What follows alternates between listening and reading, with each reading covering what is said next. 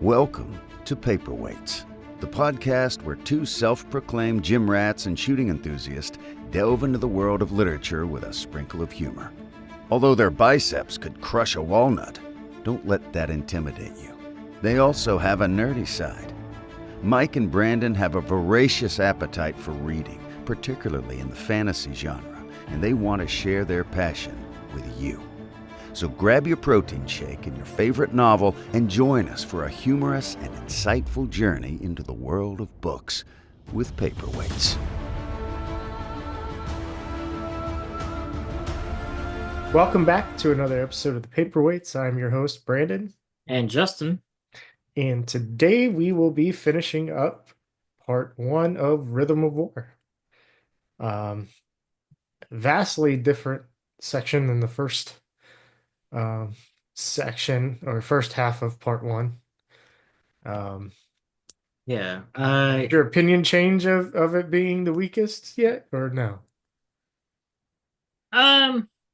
I think I have a much better idea of what the book's gonna be about. So that's better.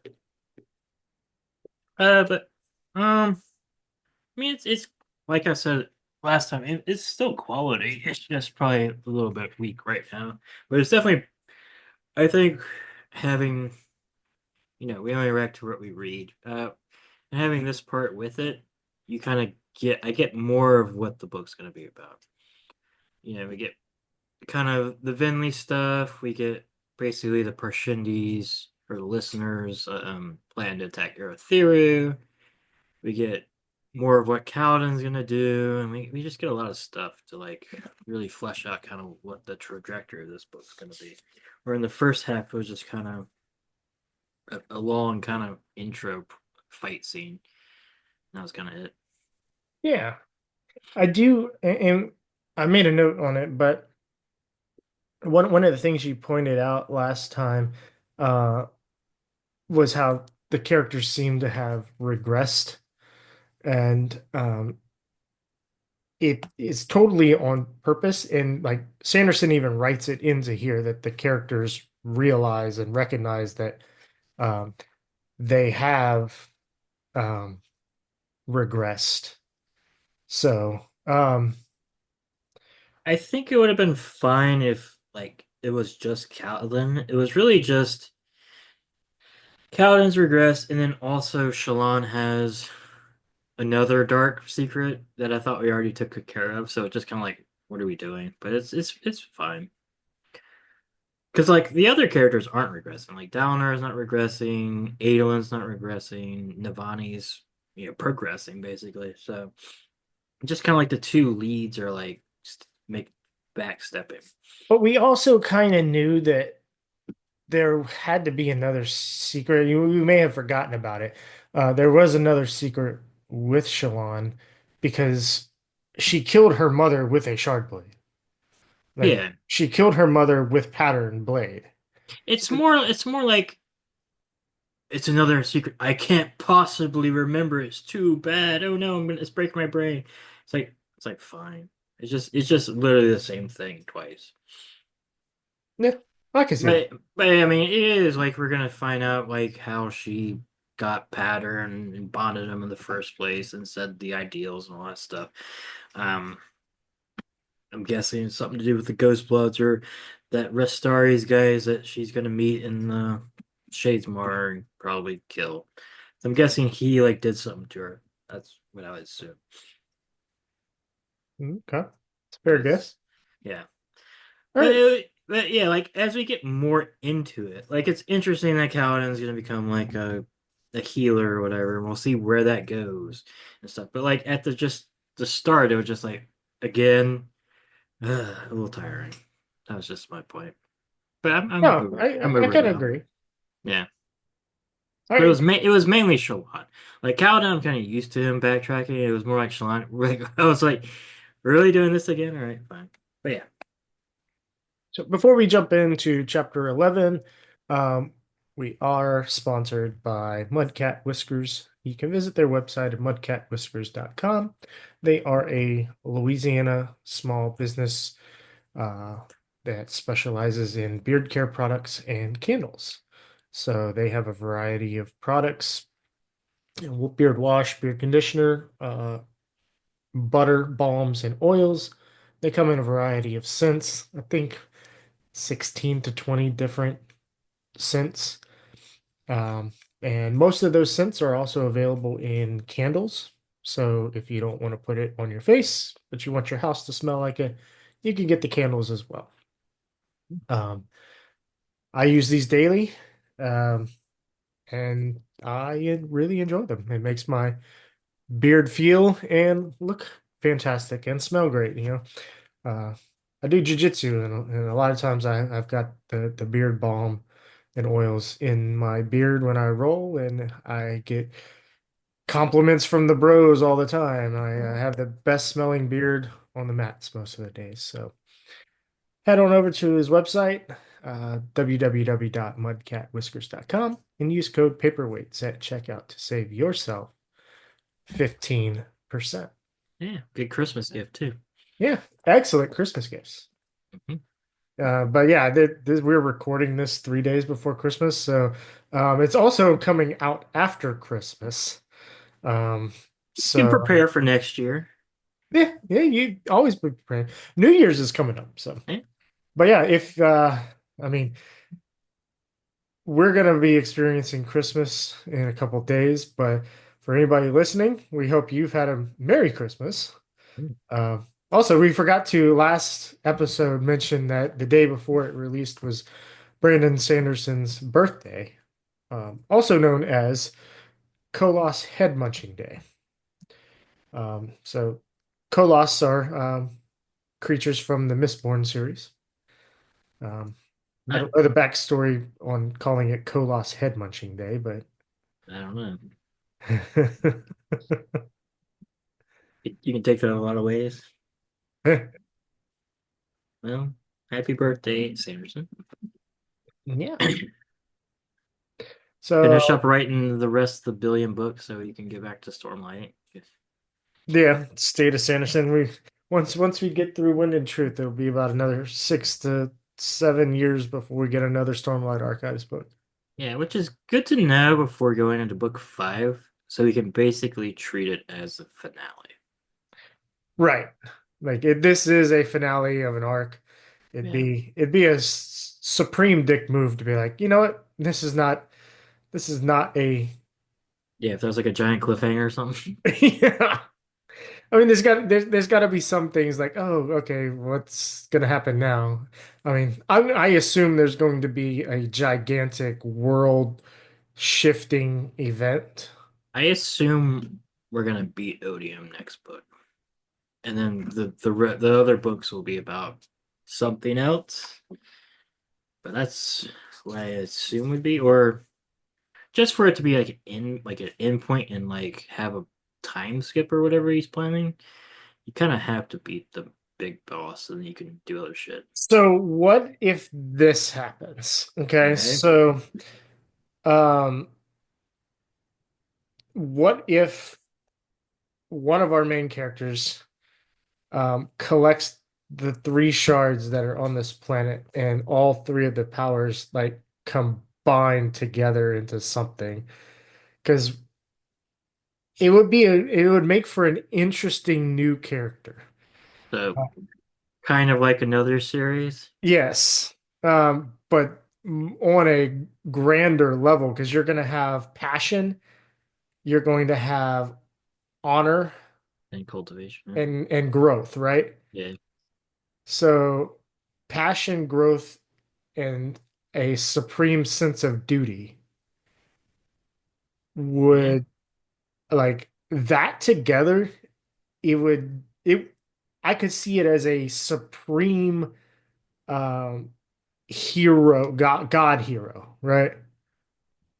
Like that would be a great All right. This is your theory. Who are you gonna call to get the 3 powers? the Taravangian. Caravan. Ooh. Think about him. Even though he's like, I'm gonna die really soon. I guess maybe he won't die. Yeah.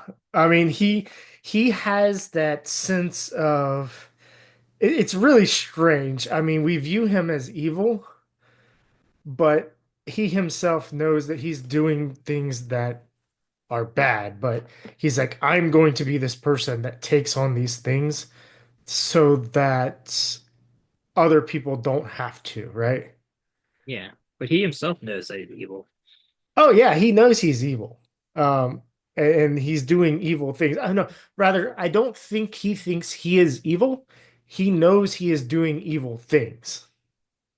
But people are complex, so he's not just to him, he's not just evil. He's the ultimate, the ends justify the means person. Yes. Absolutely. If what is that? I think in D&D that's chaotic evil or lawful evil, something like Yeah. that. Yeah. I mean, So that'd be really interesting if he became a crazy god. and it also I think it tracks with the theming because we see just like Dragon Ball Z where the villain becomes the good guy. We've seen it over and over again where it's like, okay, these people aren't necessarily evil, but they're not in line with what we want, and we don't know everything they do. Like, Kaladin showing up last book with the singers and getting to know them and go, they're just like me trying to live their life while somebody else is telling them that they need to fight these other people. Yeah. Um, I mean, if we're gonna go with the bad guy, I could see it with Seth Sun Villano. you see him holding all three shards. If we're gonna go like a redemptive bad guy thing, because he has honor, he put the stone. Uh, he seems like he's hiding a bunch of passions and stuff, and then I don't know cultivation. I don't know, but like the easy one would be like either Kaladin or Dalinar. Which Um, I don't think it's either one of I them. don't think it's either one of them either. It'd be hilarious if it was Lift. Um, That would be interesting. yeah, I don't know if it'll be any of the Parshendi. Like if it'll be Vinley, that'd be interesting. Um, but yeah, that's an interesting you know, conjecture. But I do think something big is gonna happen at the last book, and that's why it's 1,000 billion pages long. And I think the core conflict of this series is gonna be over. Yes, the conflict as we know it. Yeah. I think like the next thing we'll have like all the new countries with the singers and the regular humans, like they're gonna be intermingled, they're gonna have like their own new countries and shit like that, and then like some crazy things gonna happen. And I think we're gonna see more of the other two planets in the system in the second half of the series. Yeah. Ashen and Braze. So Yeah. Ashen is the Tranquilin Halls, which essentially is heaven for them, and then Braze is essentially hell for them. So Yeah. And the humans didn't come from Ashen, right? They came from out of galaxy, or do we not know? uh I think they came from Braze. When I think so before they were in Braze, I don't know where they were, but I think they came from Braze to Roshar. So humans were on Braze and Parshindi were on Roshar. But then if somehow we trap their souls and Braze. Yes. Like, man. Yeah, definitely need some oath pack stuff. But Yeah. yeah, it's all interesting. I've got some other theories in some of the other chapters, but let's jump Okay. into chapter 11, Passion and Courage. Passion and Courage. We get a cool Pershindi illustration. This is a Vinley chapter. We get to catch up on Vinley. She's now working with Leshwi. She's like kind of her main kind of voice. a voice attendant type thing. She is super scared of her and all kind of the fused. They introduced this like these like they've been building these like giant like spires in Kolinar in Alethkar and Kolinar and stuff that like that's where the Heavenly ones live. It's kind of like where they can like you know aerial shoot out and fight people. So she's trying to she introduces a new servant, Suman. That's how you say it. Uh, and then they meet Leshwi. She tries to get uh the tailor from the other books, Adon's tailor, to design new clothes for Leshwi. But they're like, no, we can't have a human do that. So the human's gonna teach us how to do it, teach us some opportunities, which is interesting. Um, Also, Leshwi's in a male body, which is fun. Uh, so yeah. Let's see what else. We get some stuff where basically, Vinley's trying to like kind of like lead a rebellion, but not like a.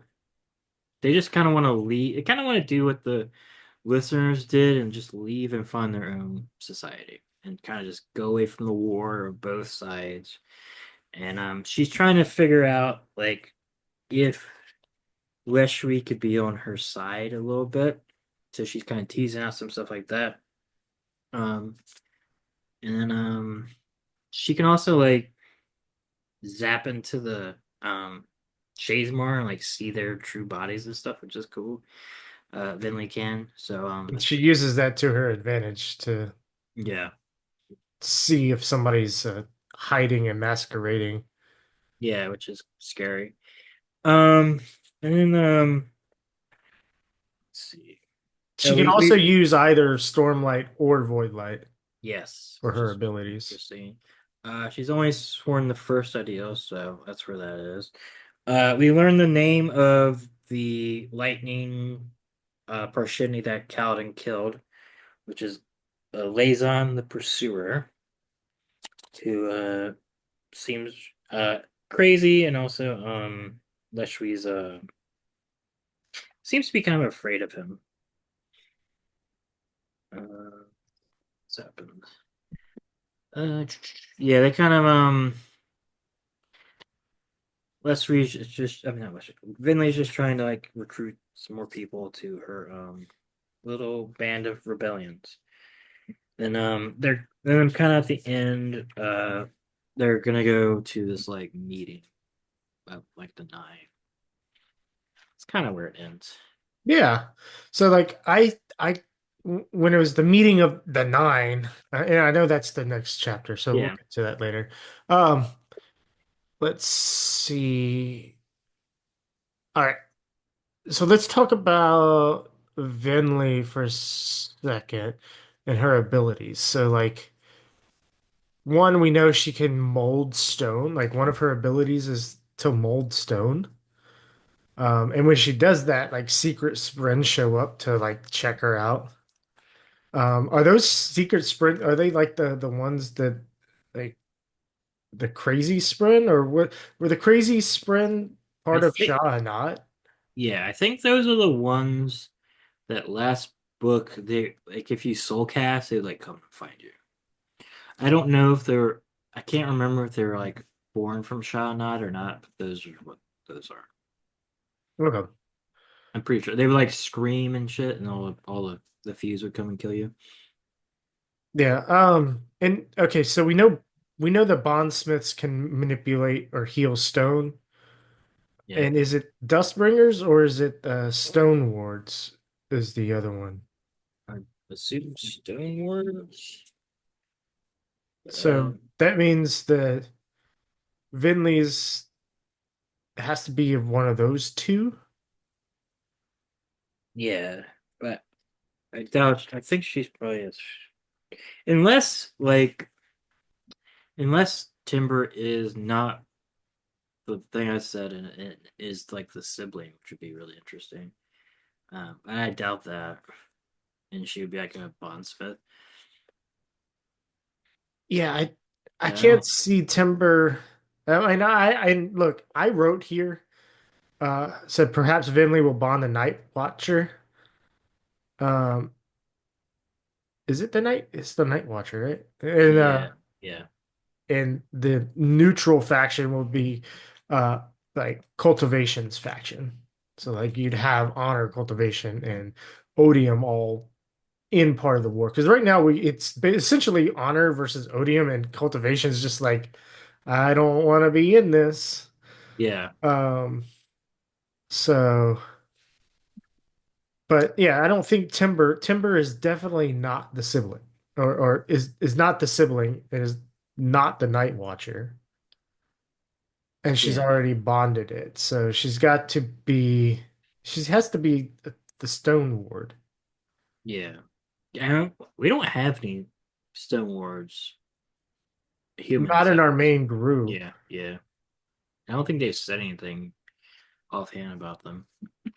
Yeah, I think that. I mean, I think they have every order represented. But we definitely have. I think we've met a Stone Ward. Um, let's see. What was it? Oh, I like the idea that so the towers that they've built in Kolinar and how they connect and uh like Kaladin, I think, was remarking on the tower that was outside of Narak, and it looked like the description is the same as these things. Yeah, So they're like watchtower, essentially like watchtowers for the heavenly ones to come and land yeah, it from the makes sense. sky, which is fun. Yeah, They built 20 of them around Kolinar. And then yeah, envoy form is pretty cool because it allows you to understand all languages. And that includes like the hums that Leshri uses. So yeah. Which is kind of like the bondsmith because Downer can do that too. So maybe she is a maybe she is a bondsmith, and like since she's envoy and this other thing, and she's like a different type of bondsmith. yeah, Kind of. but that power comes from the void spread. True. So it's not her radiant power. But we also don't know if somebody can bond multiple spreads. We She, haven't seen it she yet. technically has, right? Or kind of. Kind of. She has one in her gem heart that's trapped, and that's almost like a Fabrial. Yeah. And then you've got Timber. So Yeah. yeah, fun to get back to Vinley. Yeah, I think right now Vinley is one of the more interesting characters of the book. Oh yes, I agree. So I'm really curious to see. Her and Navani. Um, Yeah. and then I'm really interested in the Ghost Blood stuff as well. Yeah, we'll finally get to go to the honor city. Should be Yes, cool. lasting integrity is it? Something like that, yeah. There's also unyielding integrity, I think. I think so too. It's Kind like of the same the thing. same thing, but Yeah. those honor sprint, they really like that. Yeah, they're not yeah. They need some new some writing sprint to give them new names. Some creativity sprint. Yeah. All right, we can move on to chapter 12. Um, a way to help. We got Kaladin. Um, Kaladin is at Irithiru. He's being a sad boy. Um, he is being a sad. He's thinking about Moash and all that stuff. And then Syl goes and gets his best bro Adolin, and he's like, "Hey, you're coming out drinking with us." And he's not actually drinking because when he drinks, he gets like even sadder drunk. So he just drinks like juice or whatever. Um, and they go to like Adelyn's favorite wine house, and it's kind of like he like knows everybody there. He's like, he's just a happy guy. Everybody likes Adolin. And then Vale is there, and they start like talking about Isla and how she died and weird stuff like that. And they're doing other stuff, and it does cheer up Kaladin. He's pretty happy. Uh, they're trying to fix Kaladin up with people.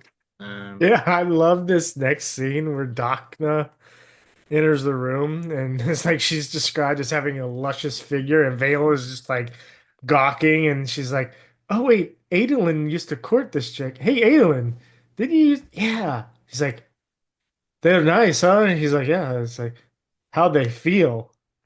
And he's like, I'm not gonna tell you.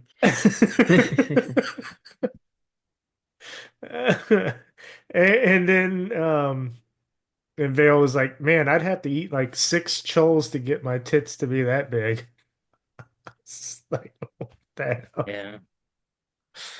hell? Mm.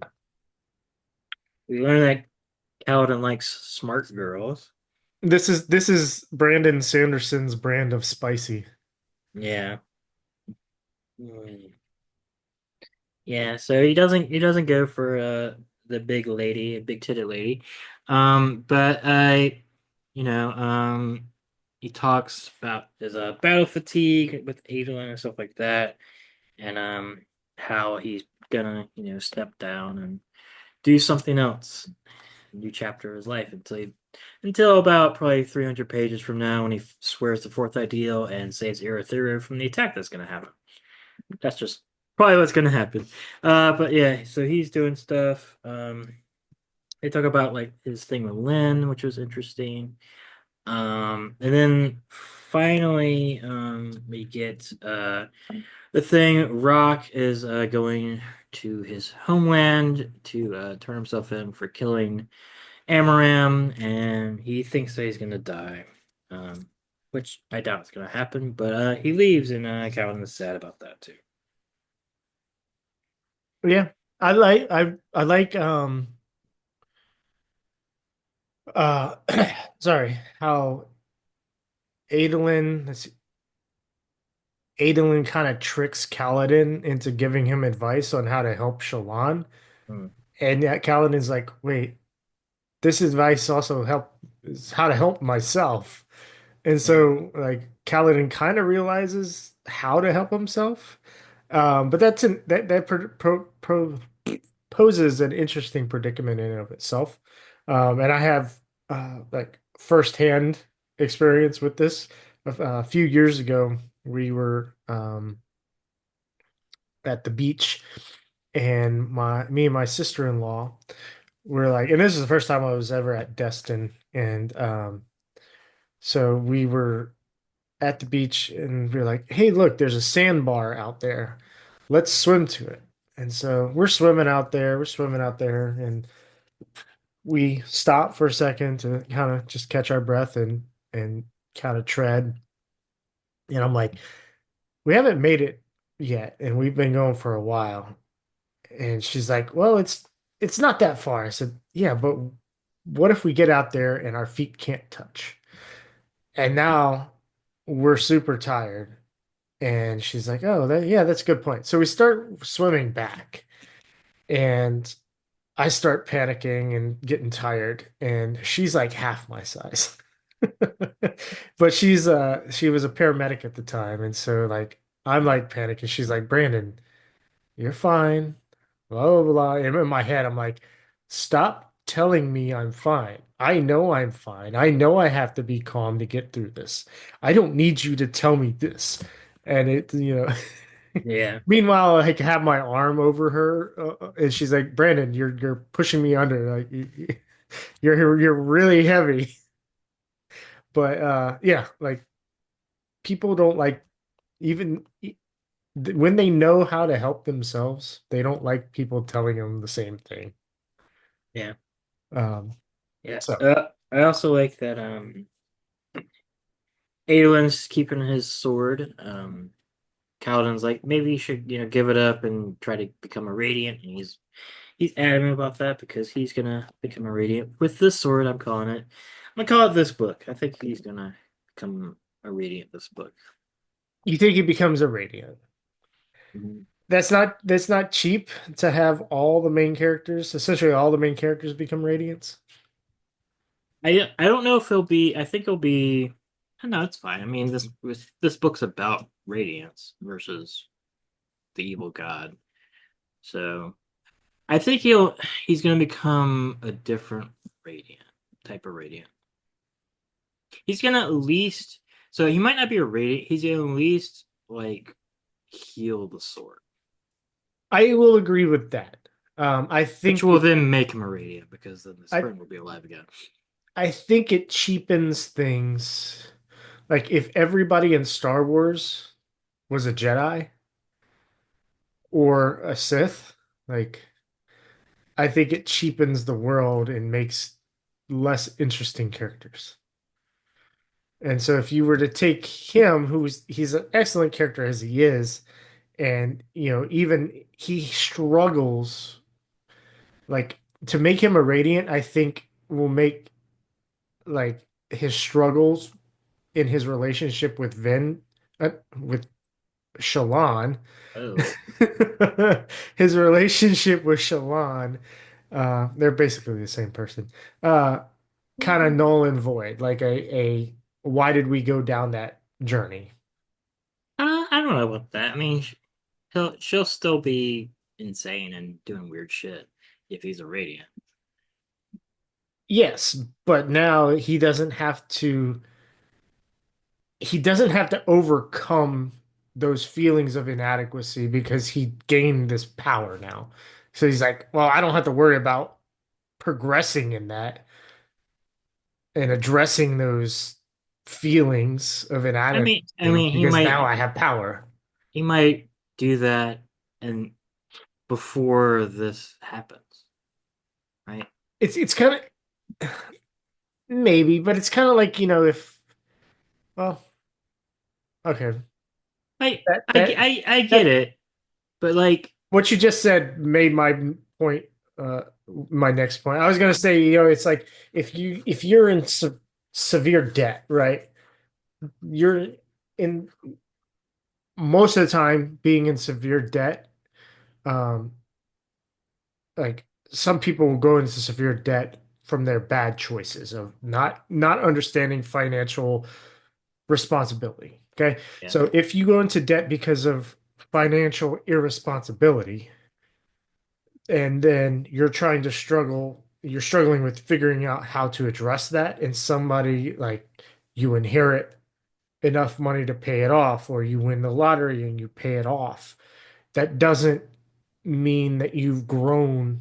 You're now out of debt, but you yeah, haven't addressed the issue of going into debt. So you're you're likely to go into debt again if you don't learn that lesson. sure, but But I, that's where I was going to go with it, but you were yeah, like, well, if he addresses it first, so the thing is, if you address your debt and you pay it off, and then afterwards you become financially responsible or inherit money or win the lottery or whatever, get a whole shit ton of money, then I mean that's like becoming a radiant, right? sure. I just like I've like his relationship with his sword and all the shit that happened last book was some of the coolest shit. So I think it has to be paid off with her getting. So this is what I think is gonna happen.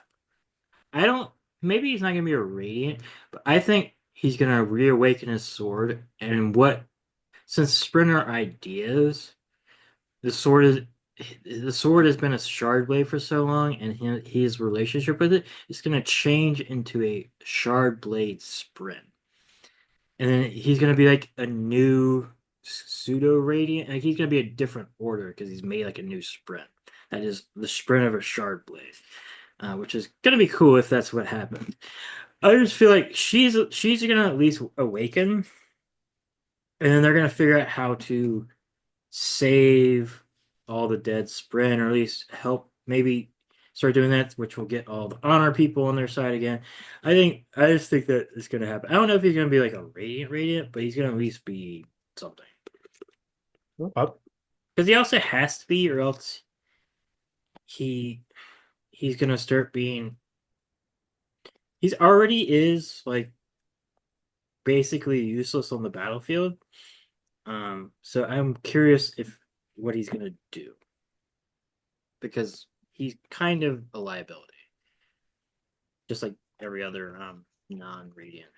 But yeah, he's cool. I really like Adolin. Yeah, I like Aiden.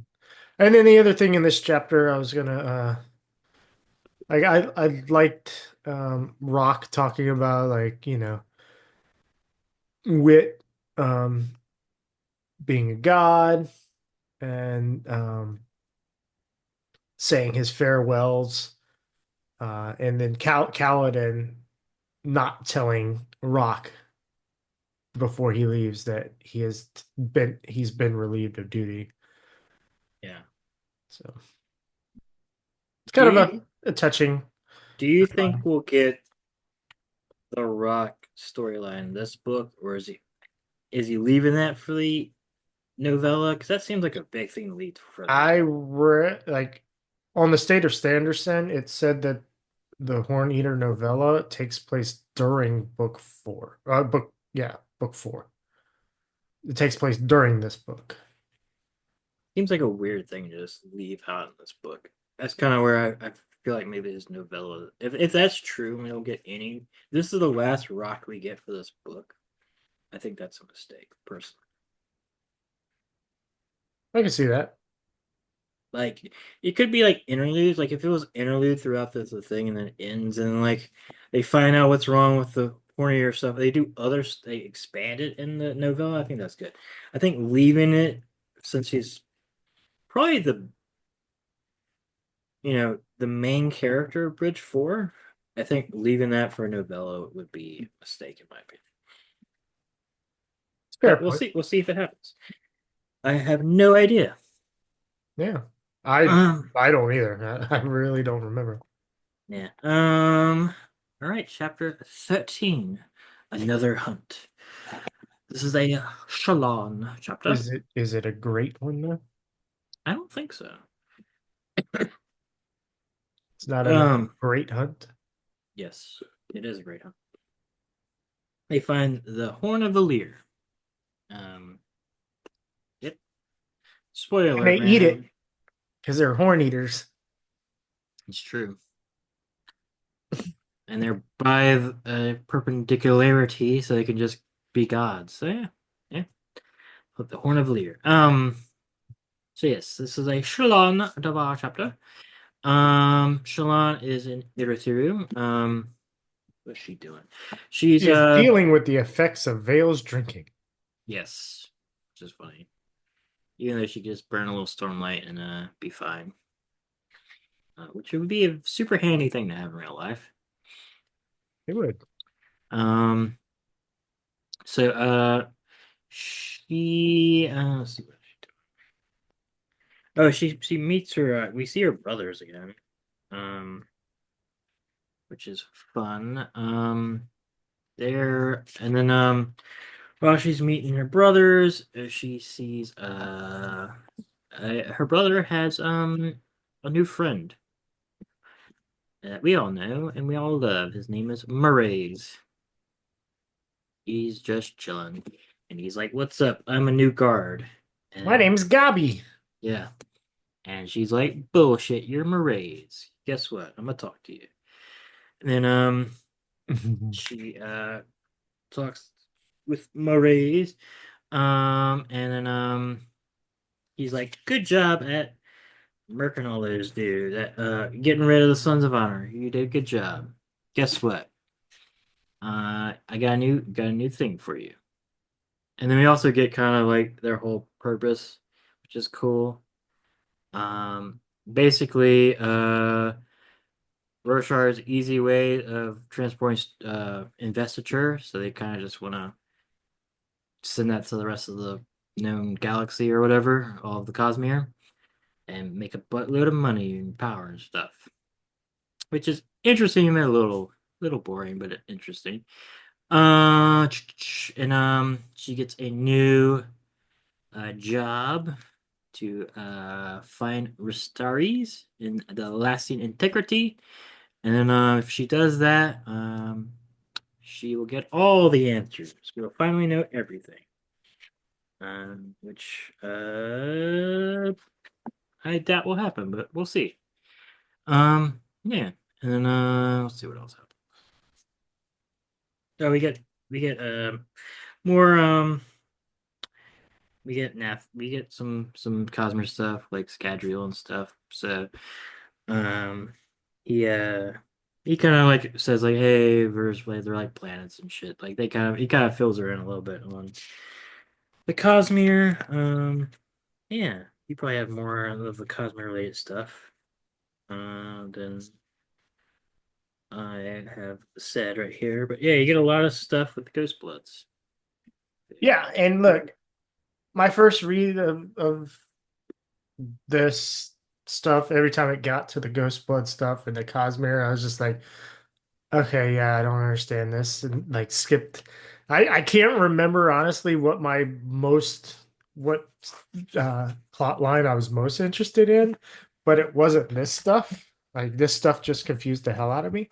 But having reread the majority of the Cosmere recently, um, I really enjoy it and try to connect and you know what is going on in the picture, the big picture, um, is interesting and I'm also like what's going on Roshar with Odium ties into that in a big way because Odium is one of the more powerful like shards.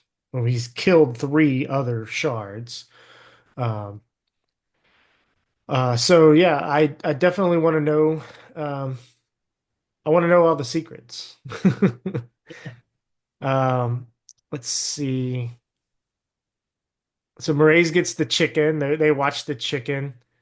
Um, let's see. All the little hints that Maraise drops for Shalon to be like, oh yeah, he accidentally almost killed somebody. Um, and then, it's like, oh, hey, that's a nice garden down there. Maybe I'd like to walk in it. Just like Shalon's like, oh yeah, okay, yeah, I have to meet him down there. Yeah. Um, the span read message that came through, who do you think that's from or was? So says a span read message she comes across apparently scares her. She burns it and goes and visits her brothers. So the deal is set and arranged. The spren will come. Like we know now that the Spren is a Shah not Spren. Yeah, But is Shah not sending a span read message somehow? I think so. And so is Shah It not also sending the ones to Navani telling her that she needs to stop creating probably. Fabrials? I think this is we see the sprint in the interlude, right? This is that same sprint. Yeah, we see the Shah not in the interlude and where she tells one of the Spren to go Yeah, go talk to with this. Maraise. Yeah, so that's this. I'm pretty sure. Yeah. Yeah, I forgot. Um, We also get confirmation that there is a ghost blood in her Lightweavers. That's the one that killed Ili. But we don't know who it is yet. Yeah, okay, so look, I think it's either Ishna or it's formless and Shalon is just blacking out. I don't think that works just because we were in her POV when Ili died.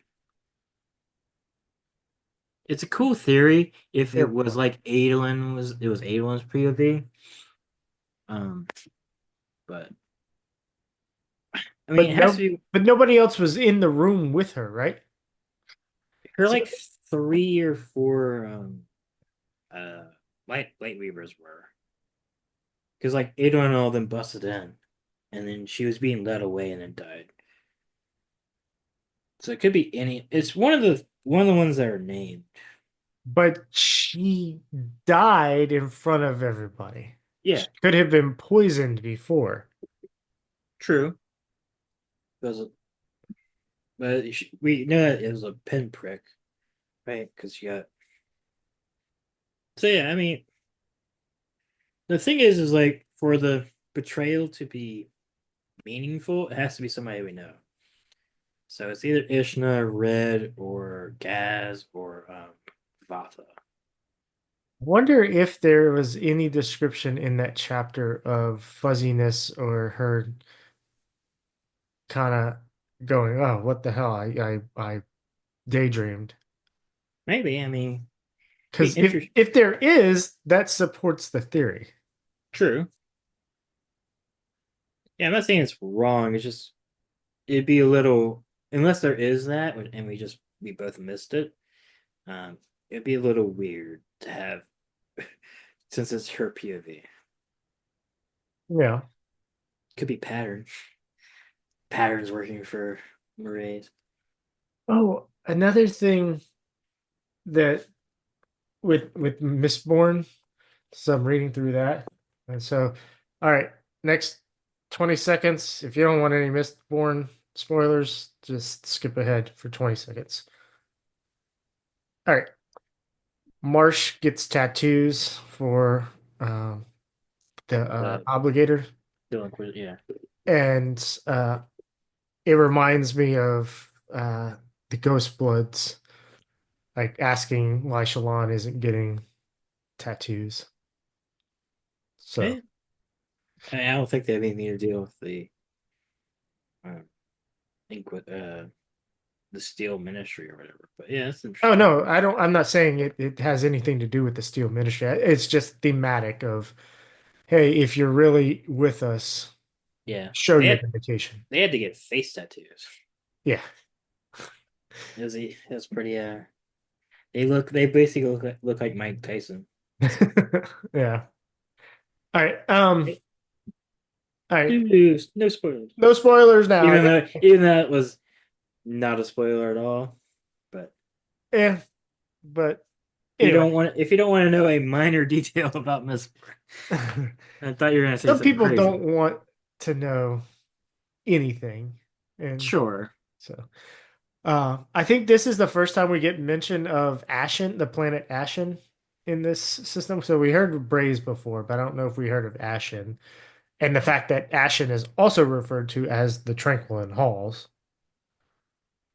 Yeah. Um, so Let me ask you: is it weird to you that the religion, it- like the places, are real? I mean, It's a little strange to me because like they've been on this for like the Roshar for like what 10,000 years or something. It's weird that like yeah, your heaven is Jupiter's. Yeah, that's heaven over there.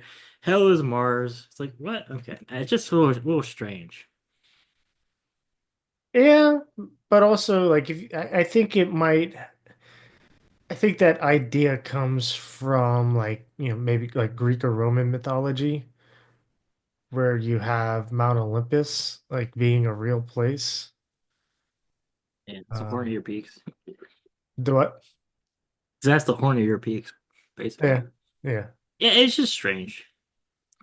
Just like I I wonder what I hope we go there because but also like supposedly we're fighting to get back to the Tranquility Halls. I don't think the I think it's more what like Valhalla. Like, yeah, but yeah, it's basically like well, it's kind of like that. But yeah, like but then like their religion is you die, you go and you fight to retake the Twinkling Halls from the Voidbringers. But I don't think the Voidbringers give a shit about the Twinkling Halls because they just want to take over Roshar.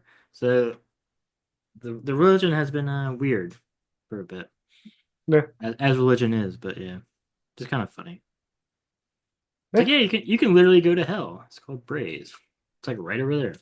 You can Hey, see that's the next family vacation. you can see it in the sky. I wonder if it's like a giant, if it's red like Mars or something. You see it, and that's why they think it's hell.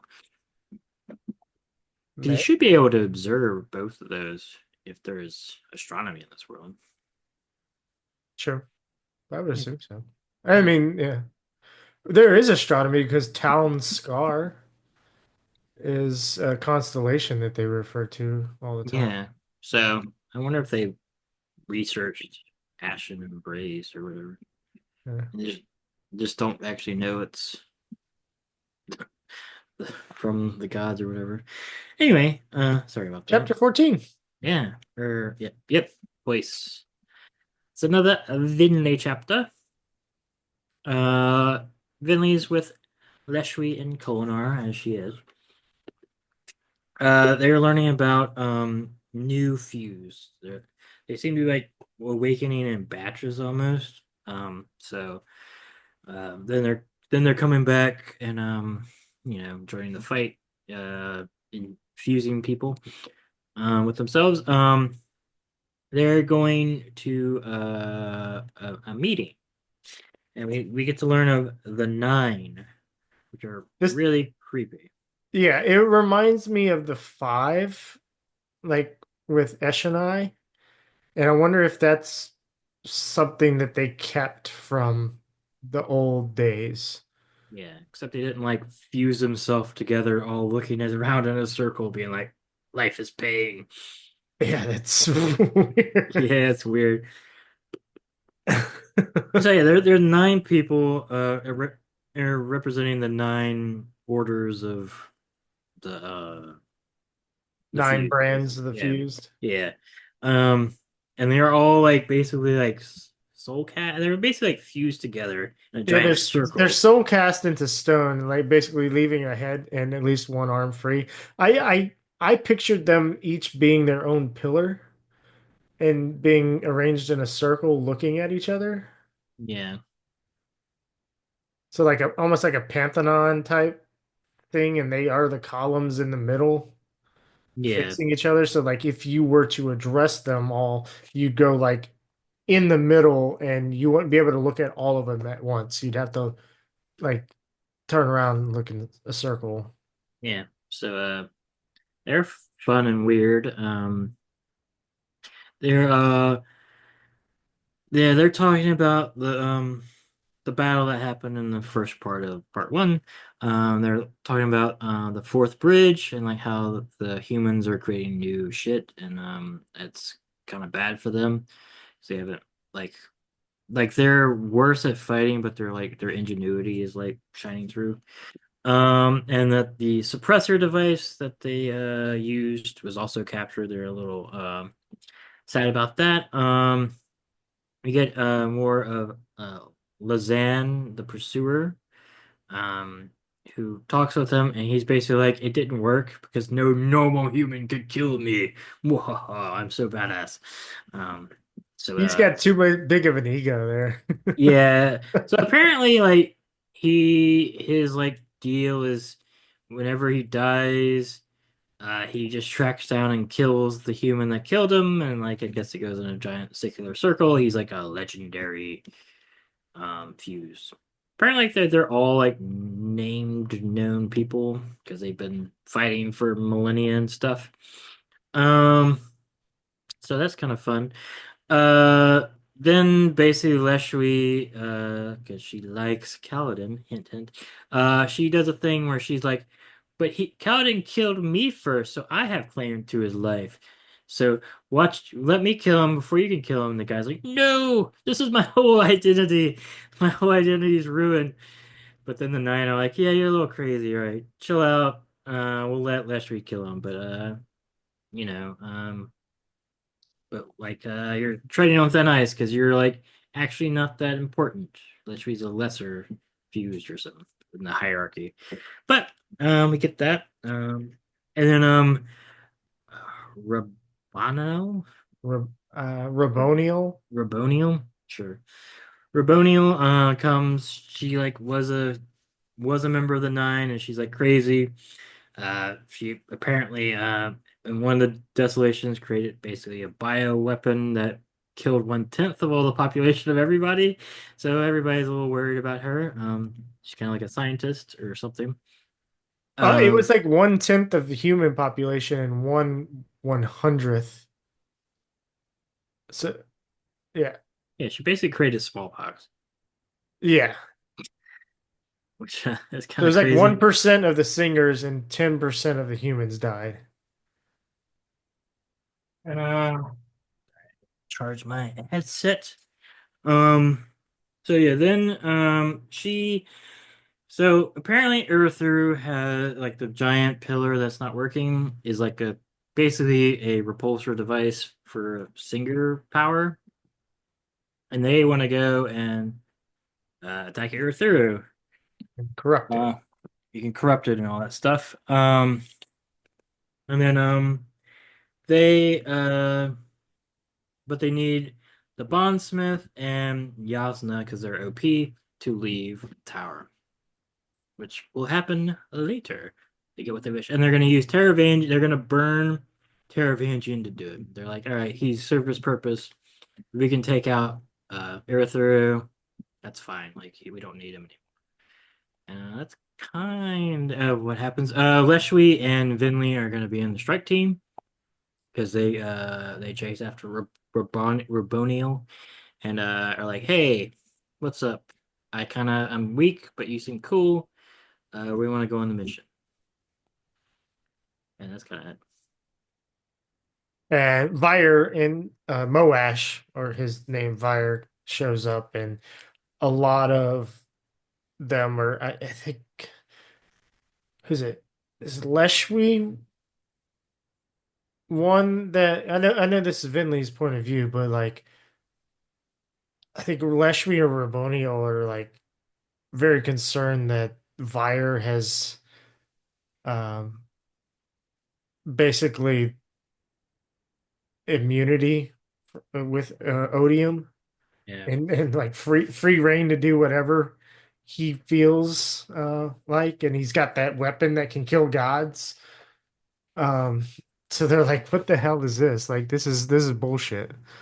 Why Yeah, did you give this to a human?" there's also concern that the humans are getting too good at fabrial making and they could make something that could trap them into a fabrial, which obviously would suck for them, but would be good for us. Yeah, yeah.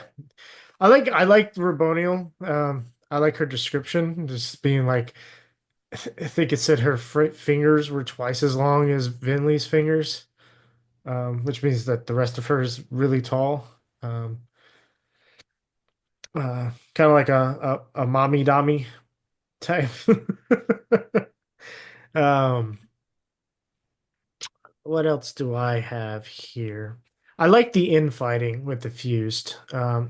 It makes it an interesting conflict, just like uh, the high princes fighting amongst each other, and the coalition not wanting to come together and trust everybody.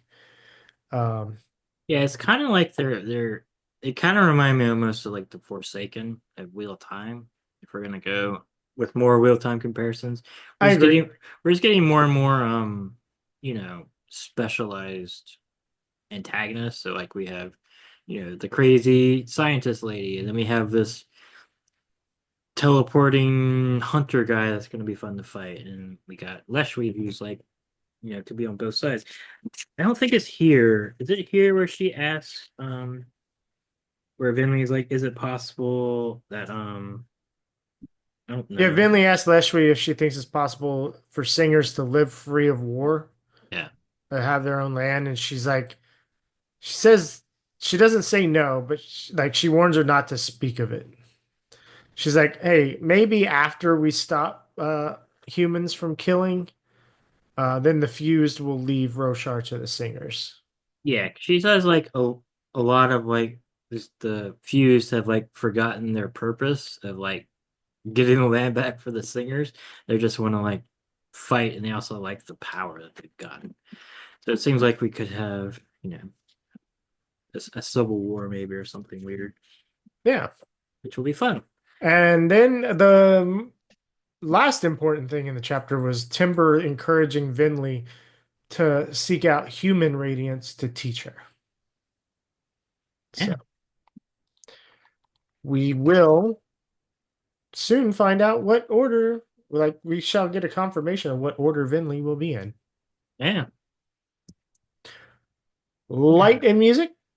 Yes, the light and the music. This is a Kaladin POV. Let's see. Uh, so Kaladin's been officially put in his new role. He is 10 days after that. He's been kind of uh dilly-dallying on announcing it, but so he's stepping down, the publicly he's stepping up into a new role. Um, as it goes over well. Sigil is now the Windrunner leader. Scar Deputy Lord. is yeah the Marshal or whatever. Scar is now like second in command. Um, so that was cool. They all seem pretty much okay. But they've bought in the public thing. They've also kind of know, as we saw previous chapters of them all checking up on Cowling, kind of know that he's been kind of messed up lately. So it seems to go over pretty well. Then Kaladin goes and finds Zyle.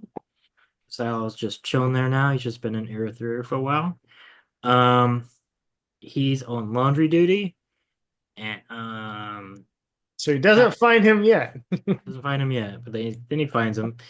Um oh yeah, and he talks with Relaine, sorry. And he's like, "Hey, I found you a honor sprint," and he's like, "Cool, yay!" And then it's like, I had to like order him to bond you, and he's like, "Screw this! I want to honor sprint that wants me." Um, so he did not.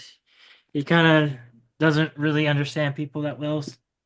Good old Kaladin. And he's like, "Shit, I kind of screwed that up.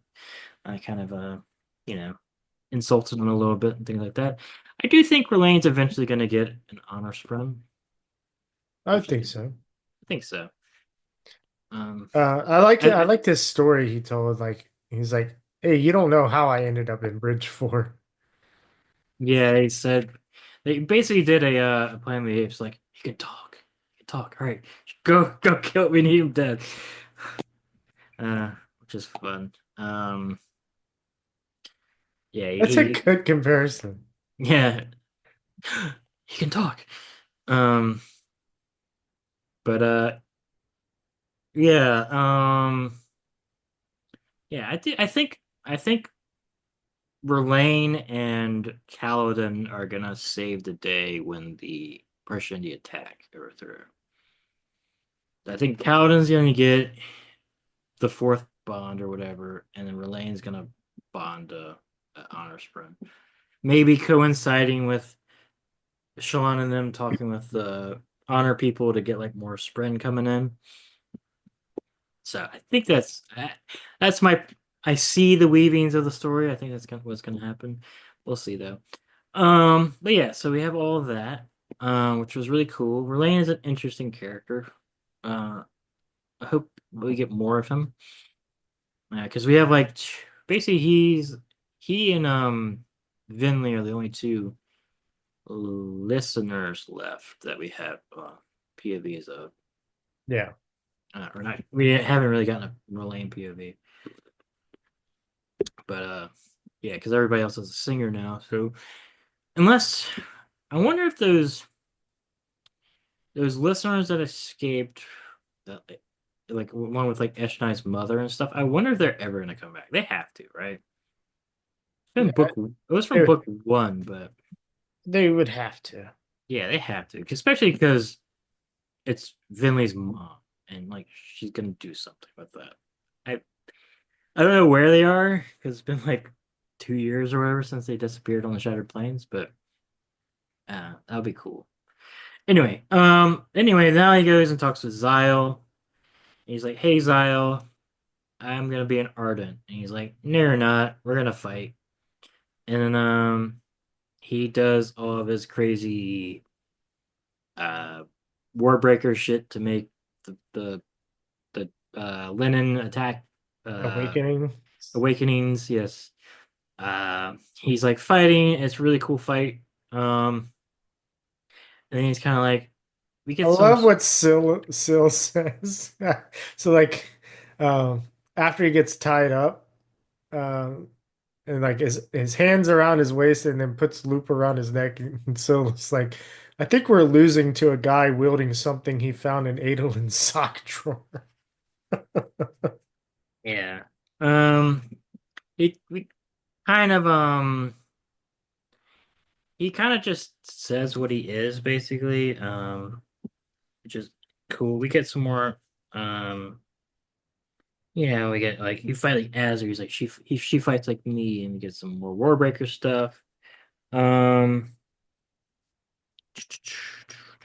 um, yeah.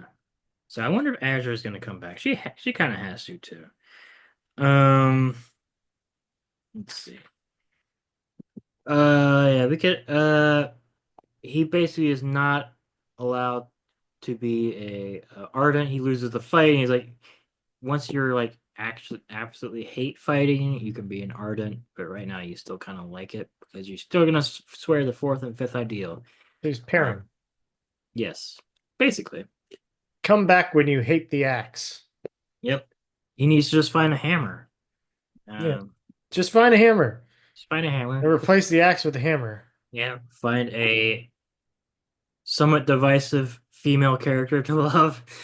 Uh, And somebody named their cat after. yeah. Who would that Um, be? I don't know. But yeah, all in all, a cool chapter.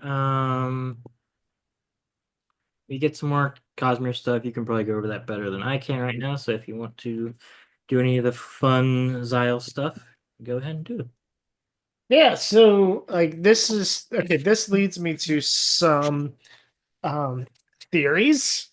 So Zyle talking about type 2 and type 1 invested entities. It's just really just a bunch of nonsense, but okay.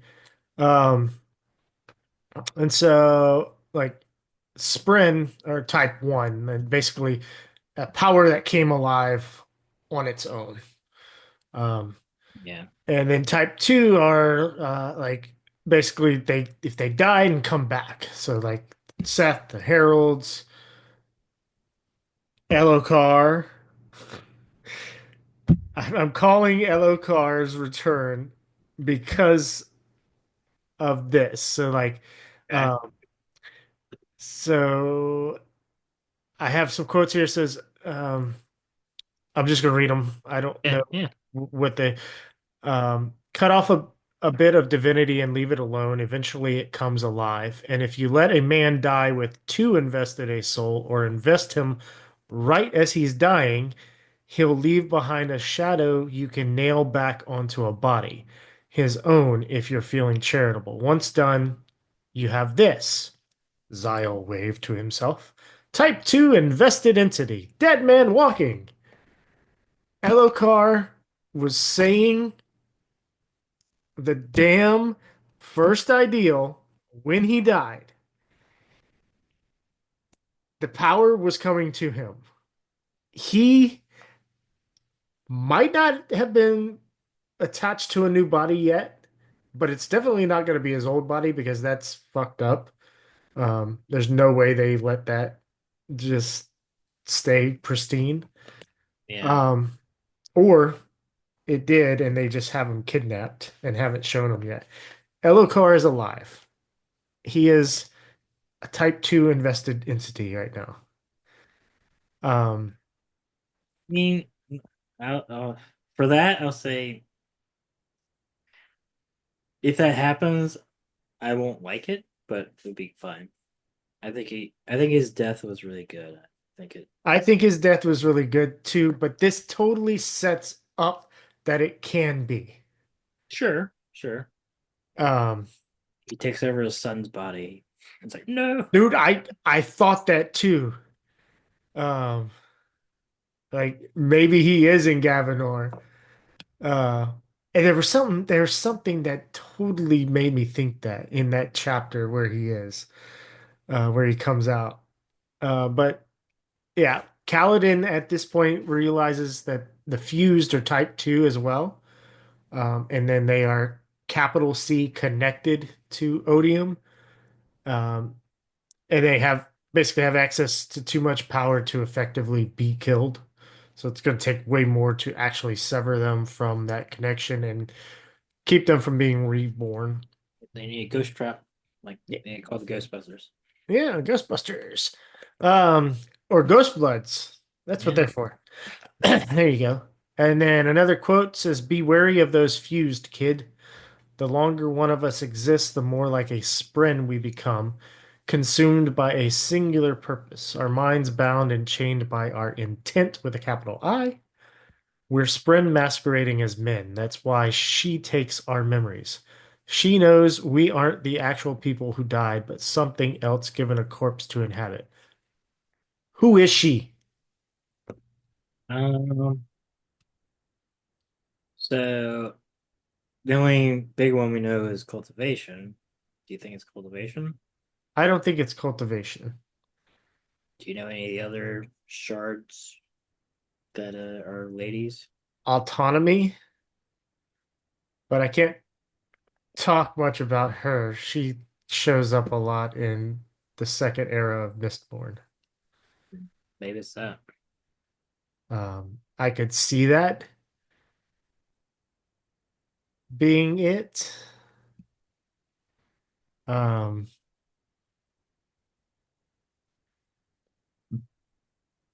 I but mean, I mean, cultivation pruned Dalinar's memory, so it could be her. But I don't know if I it's think it's a red herring to make you want to attach it to cultivation. probably, but also like, are they able to like do universe wide shit? Because he's from Warbreaker Land, and if you're saying Mistborn is a different realm, so I doubt it'd be. I don't know, unless she can do both. They can travel, and I Unless know there's that autonomy exists. She exists in multiple places at once. Um, unless it's like somebody that's shown in the spiritual realm and can touch all the different realms at once or something yeah. that we don't know about.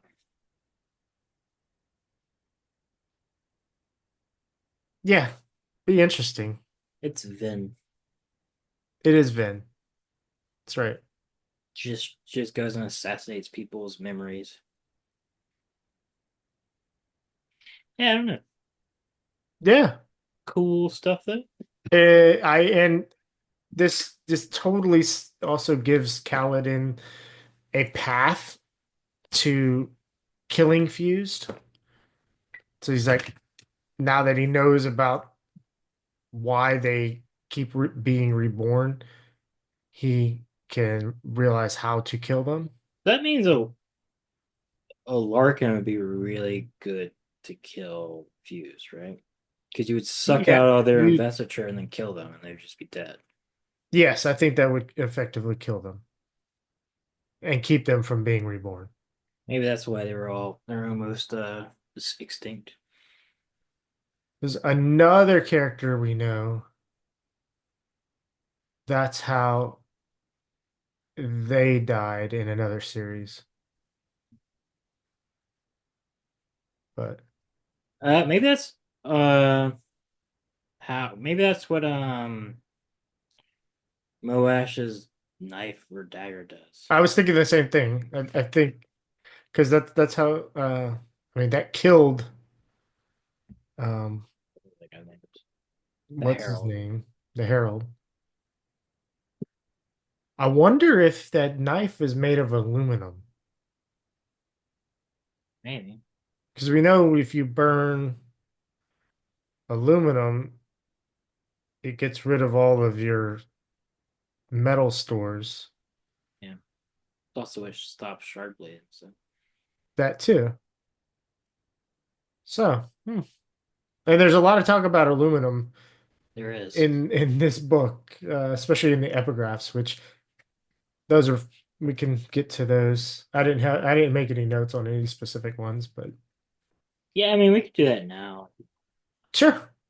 There because I don't also have really any specific stuff. It's just basically like, hey, this is what Fabrile stuff does, and aluminum can like split shit, and it's just kind of cool. I don't know. I didn't really um uh like get it all ingrained in me. It's just like, oh, that's kind of cool world building stuff. It was, I mean, it's all interesting, but I don't really have much on it. Yeah, so like I mean they list zinc, brass, bronze, pewter, tin, iron, aluminum. We get mention of logic spren. Yeah. Um, but all of these metals really set up a great Yeah, they're all Mistborn medals for people that haven't read it. yeah, it really sets up that you can bring those metals.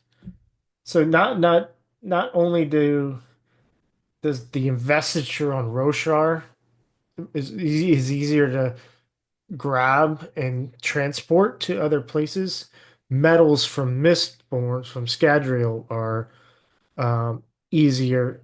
It's easier to obtain metals there and bring them to other places.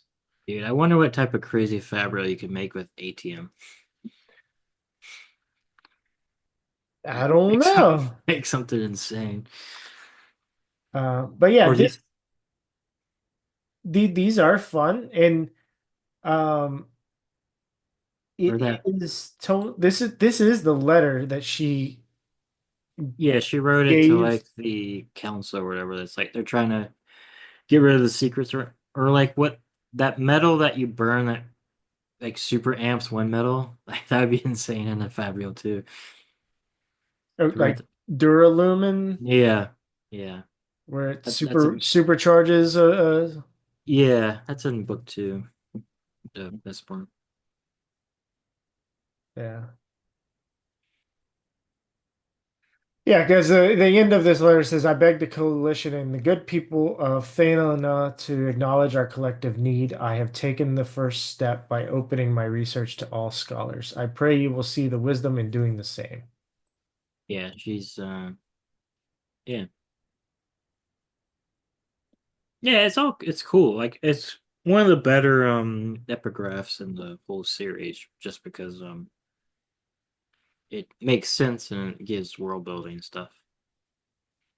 But I don't really have too much on like individual ones and things. But it was cool seeing all the different Mistborn metals being used in Fabrials. Yeah,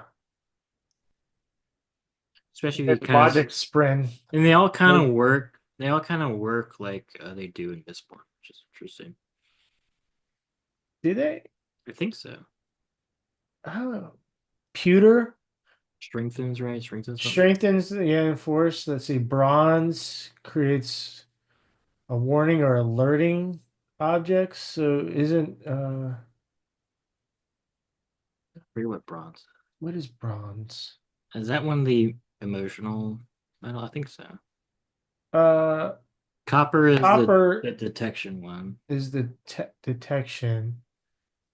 Um, Or no, it's the bubble that like stops being detected. yeah, copper clouds is what they Yeah. hide the use of Yeah. allomancy. Um, oh wait, hold on. Zinc causes it to be stronger. Brass withdraw and be dim. It's like a push and pull, right? Yeah. As a motion, but it could be not emotions on this world or whatever. And then tin causes to diminish nearby attributes. So like it looks like zinc and brass are internal to whatever the spren is, but tin can be used to draw to diminish attributes outside, acting on something outside. So Yeah, and then iron be an attractor, draws specific elements to itself. that's what it was in Mistborn. Yeah. It should be iron and whatever. I don't know. I don't remember all the different elements. Tin eyes, tin, iron, pewter, bronze. I forget the one that's push, the push metal. 'Cause iron and Iron is a coin steel, shot. steel. Steel Yeah, push. yeah, Yeah. yeah. So that's all interesting. I like how he's kind of doing that, adding some more Mistborn stuff um to this. And we get Scadrial and all that fun stuff. Funny, I have this book here. Um yeah, iron pulls on nearby metals, tin, sorry, steel pushes, tin enhances senses, pewter enhances physical abilities. Brass soothes emotion, zinc riots emotion. Yeah. So zinc touches causes the spring to react more strongly. Hey, there you go. Copper hides the adamantium, bronze reveals it. So bronze is alerting to an object or entity nearby. And copper wasn't listed Yeah, maybe they don't have copper on the Roshar. they don't have steel either, huh? No, they have steel. They have Because steel. They have steel weapons. two, two, three, they've only listed six. They might not know to use steel as a thing in fabric since it's so common. Right, it wasn't in her Her her note. research, I'm guessing. Yeah, So there you go. yeah, yeah. It's cool stuff. We'll see if she creates a nuke or something and blows up the world, like Shot Not is warning. Um, yeah, cool stuff. All right. Yeah, Chapter 16, 16. an unknown song. Um, so Navani, this is a Navani POV chapter. Um, she visits Seth, Sunsen Valono. Um, we get that Seth gave her the jewel, Galvalar's jewel. So we got that confirmation. And he's in prison for some He's reason. a, it seems like he just stays there whenever he's not doing anything. But I mean he did murder like all the people of the world, so he kind of deserves to be in prison. So they're suicide squatting him? I think so, yeah. Um, he's kind of cool just chilling there. Yeah, we see the thing. So Navani's like weirded out that Gavilar had all this stuff and she didn't even know anything. Um, and then let's see. Um, oh yeah, we find out that they sunk the gemstone that was uh imprisoning the thrill into the ocean, which may or may not come back to bite them. Uh, Definitely nobody went down to find that. yeah. Um, which is a little weird that they Didn't gave. Wasn't there another big series where somebody was supposed to sink something very powerful in the ocean Yeah, and it came back? yeah, but they never actually did it. So, but yes, yes, I guess when the thrill's gonna come back, um, which is gonna be fun. He's like, That's he's got to at be a nod to Robert Jordan. probably. Yeah, does he asks Navani if she hates him, and she's like, yeah, and he's like, thank you, somebody hates me. And she's like, she's very weirded out about him. Um, Oh, Seth convinced Nightblood not to talk to others that were near the prison because he yeah, uh, yeah, she's like, you're very strange. You could like kill all of us, but right now you're on our side. Um, I still don't trust you, but yeah.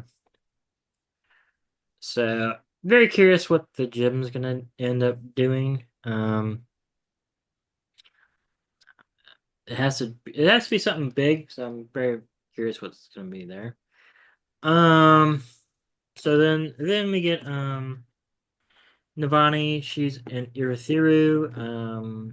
She is basically in this like it's called like the Cloud Walk, where like it's a really beautiful scenery where they can like walk on the top and like see stuff. And she's like, she's kind of sad because she's like, there used to be nobody here, but then people started hearing about how beautiful it was, and now it's crowded. Uh, she's kind of sad. And then she meets her grandson, Gavinor. And yeah, he's starting to be a little kid again. He was traumatized, but now he's starting to open up, which is good. because Um, he's Elokar now. Gavinor is dead. he just goes, "Hello, mother," and he's like, "Oh no, my God." There's Um, two souls inside of that body. maybe. She's sad about her son being dead. But maybe her son's alive. Um, let's see. She's Dalar's there. Same thing with Teravangian. They don't trust Teravangian at all. And yeah, they're freaking out. And she's doing stuff with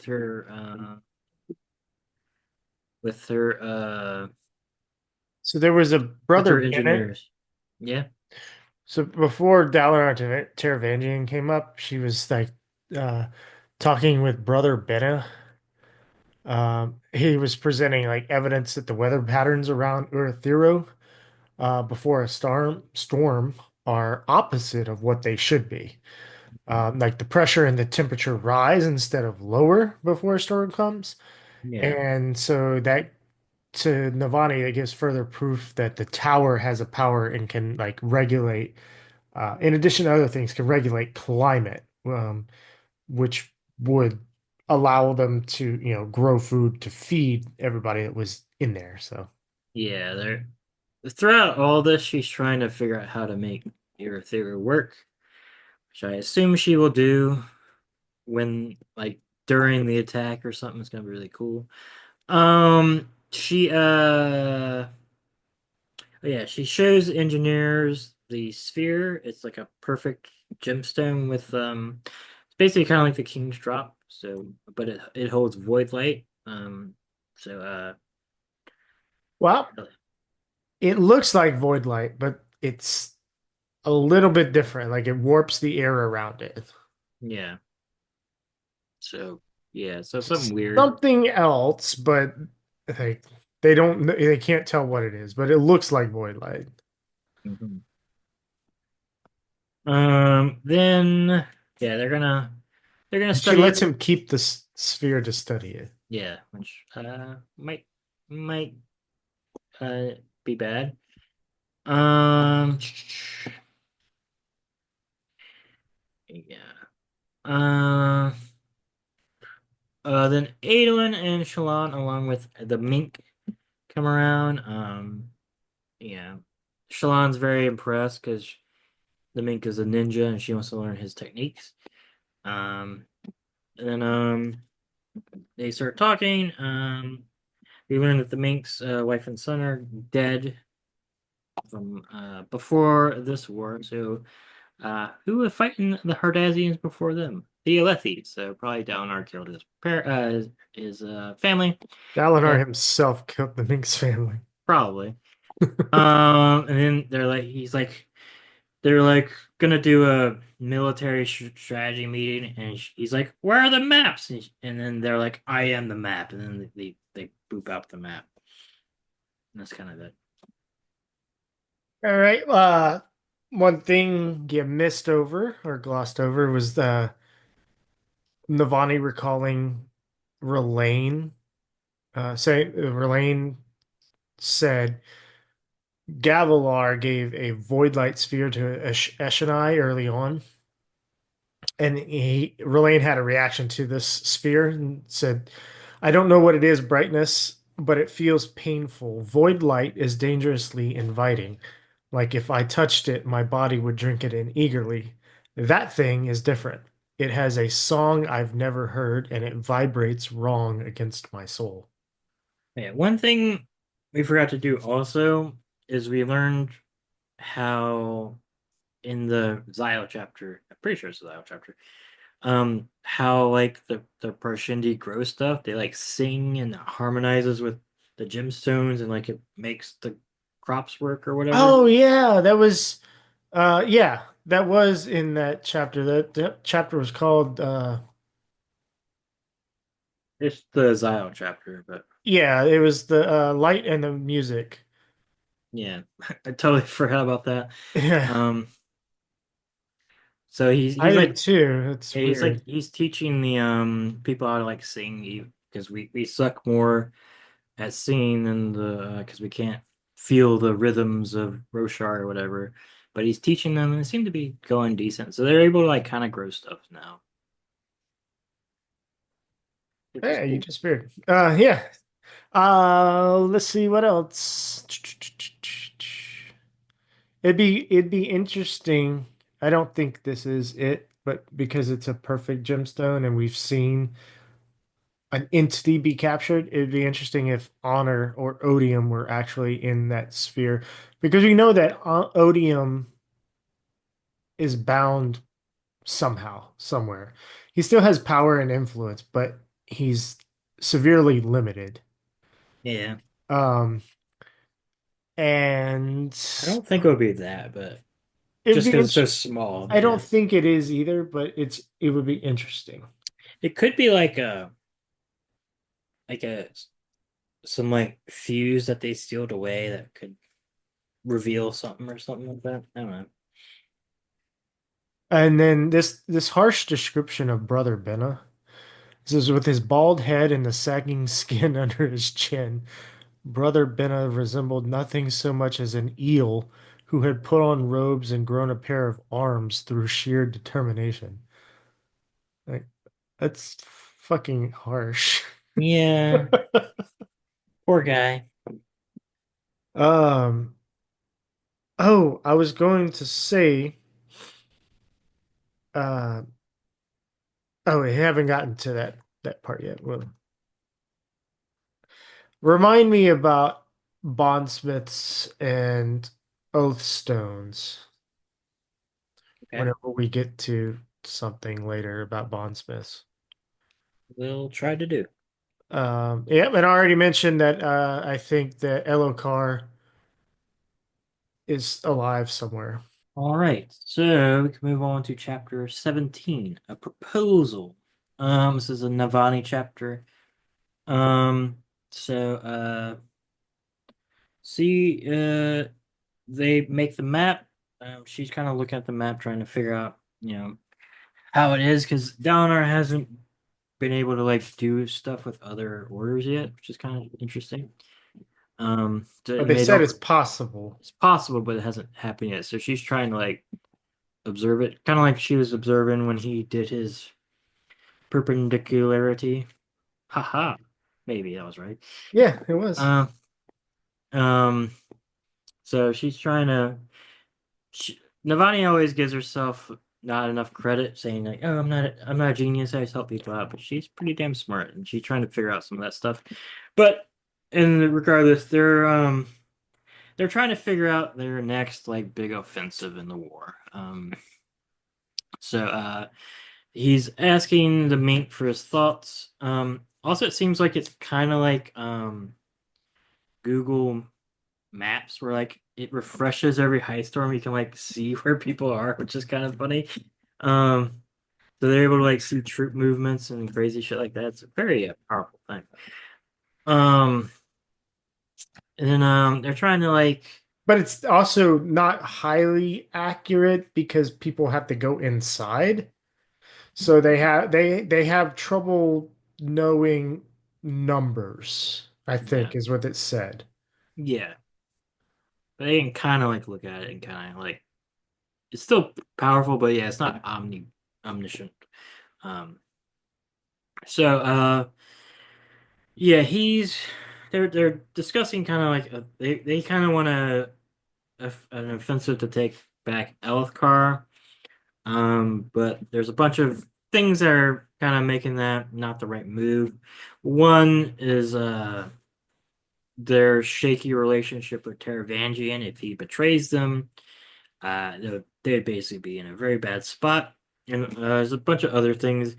Althkar is very strong, so attacking a fortified position is also not that great.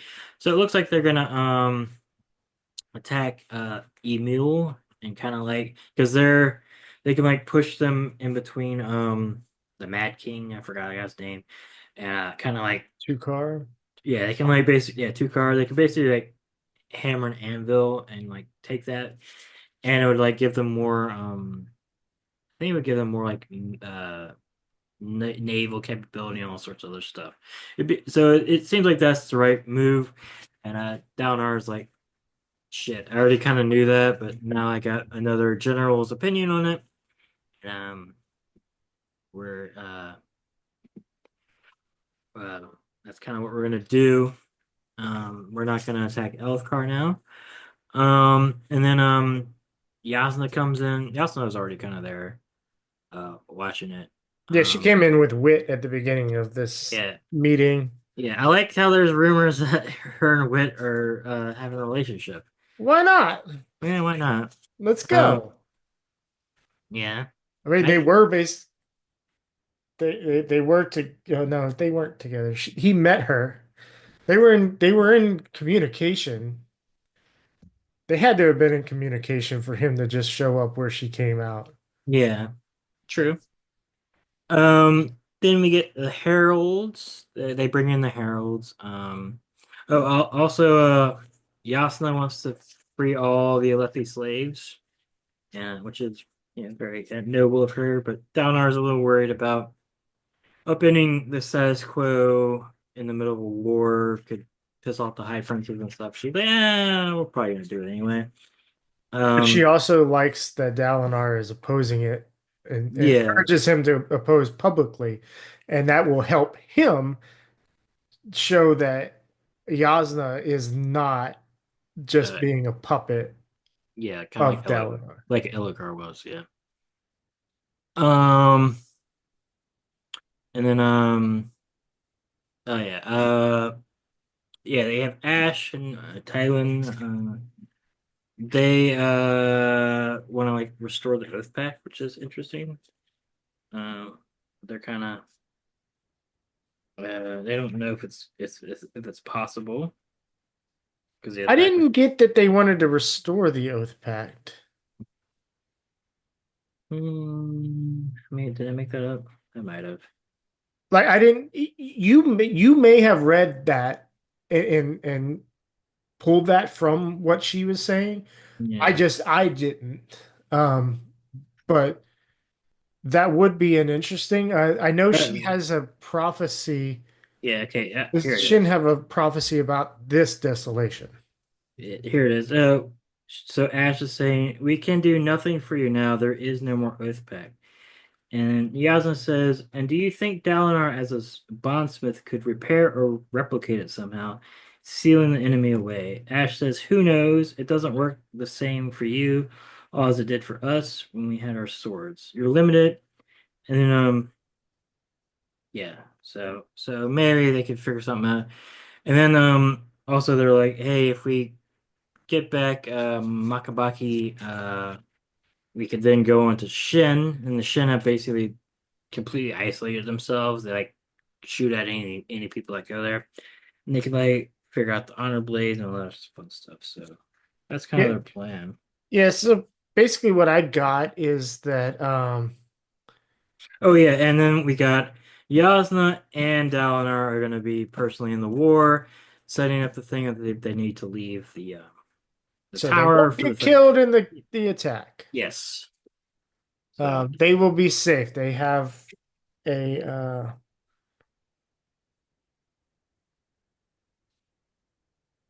alibi. There we go. There's that word. They have an alibi.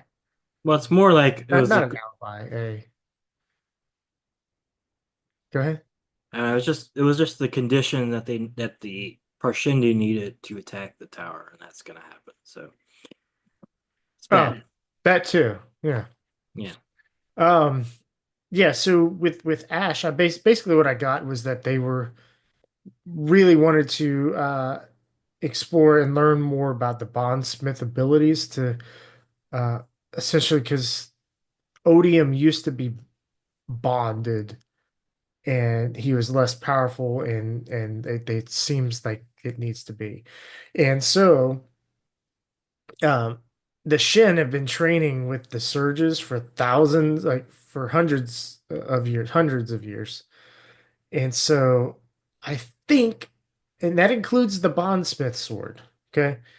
Yeah. I still think there's a possibility that the Oath Stone had a bond on it utilizing the Bondsmith sword in Search, which kept Seth to it. Possibility. Um, Even though Seth still says that he did it, thinking that believing, but he still had the fucking stone at some point and was looking at it too. Recently, he had the stone and was looking at it. Yeah. Um, yeah, I still think he could still be could have been magically forced to obey the holder of the Oath Stone. He seemed able to stop pretty easily, so I don't know. Maybe there was a condition to that bond, that oath that was broken. Sure, yeah. And so, because we've seen magic change with Kaladin breaking his oath and Syl disappearing and he disconnected. So, Yeah, it's possible. Whenever you go to Shen, we'll probably get some do you think we're gonna go to Shen this book? um, I refrain from answering. No, fair enough. So one of the things you remember. Cool. All right. I think we probably will. I think we kind of need. I think that would probably be the next thing to get like more answers for the whatever the hell's going on. Um, so that'd be fun. All right, we can move on to chapter 18, Surgeon. Like a surgeon, yay! Yay! Cutting for the very first time, Yep. Mr. like a Kaladin's POV. surgeon.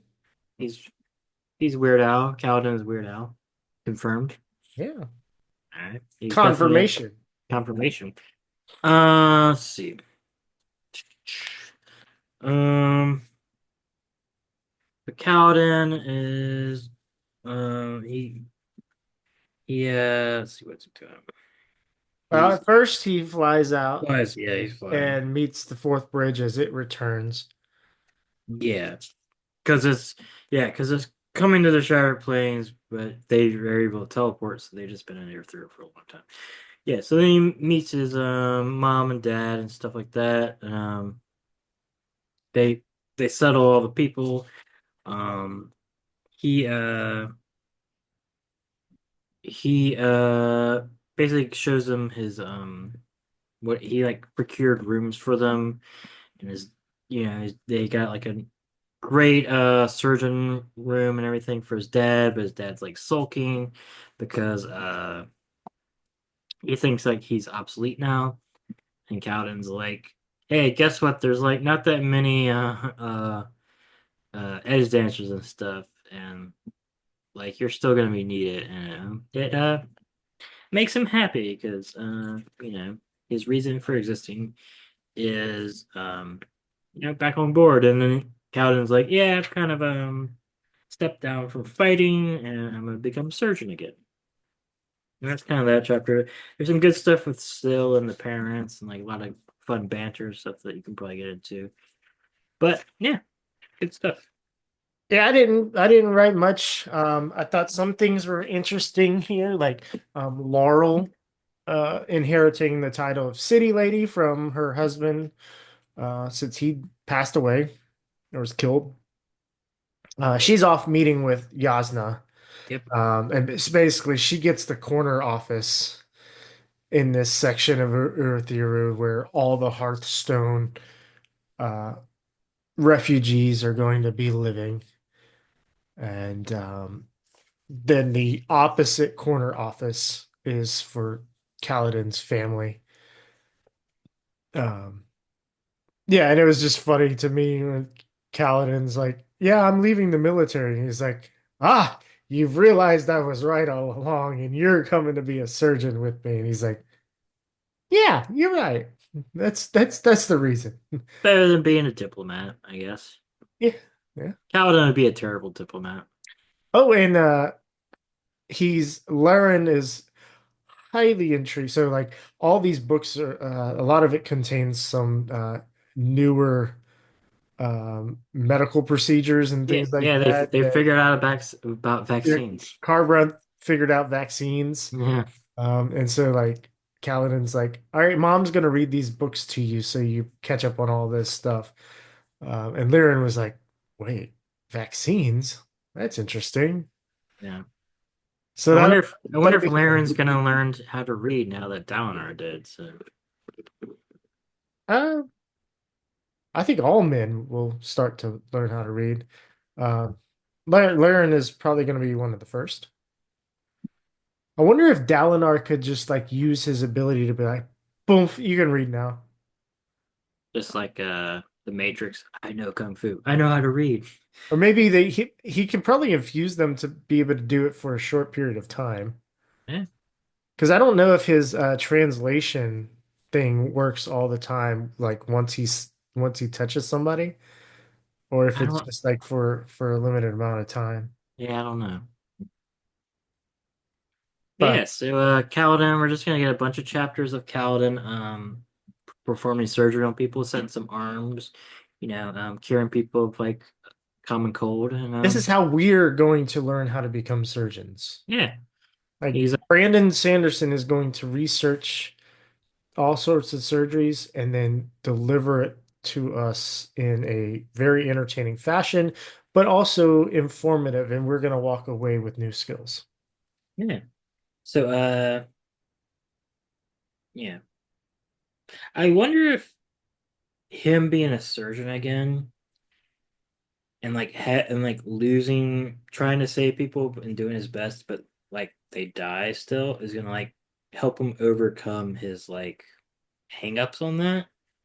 He's gonna get like a new perspective on that, and that's gonna be what gets him to do the fourth ideal.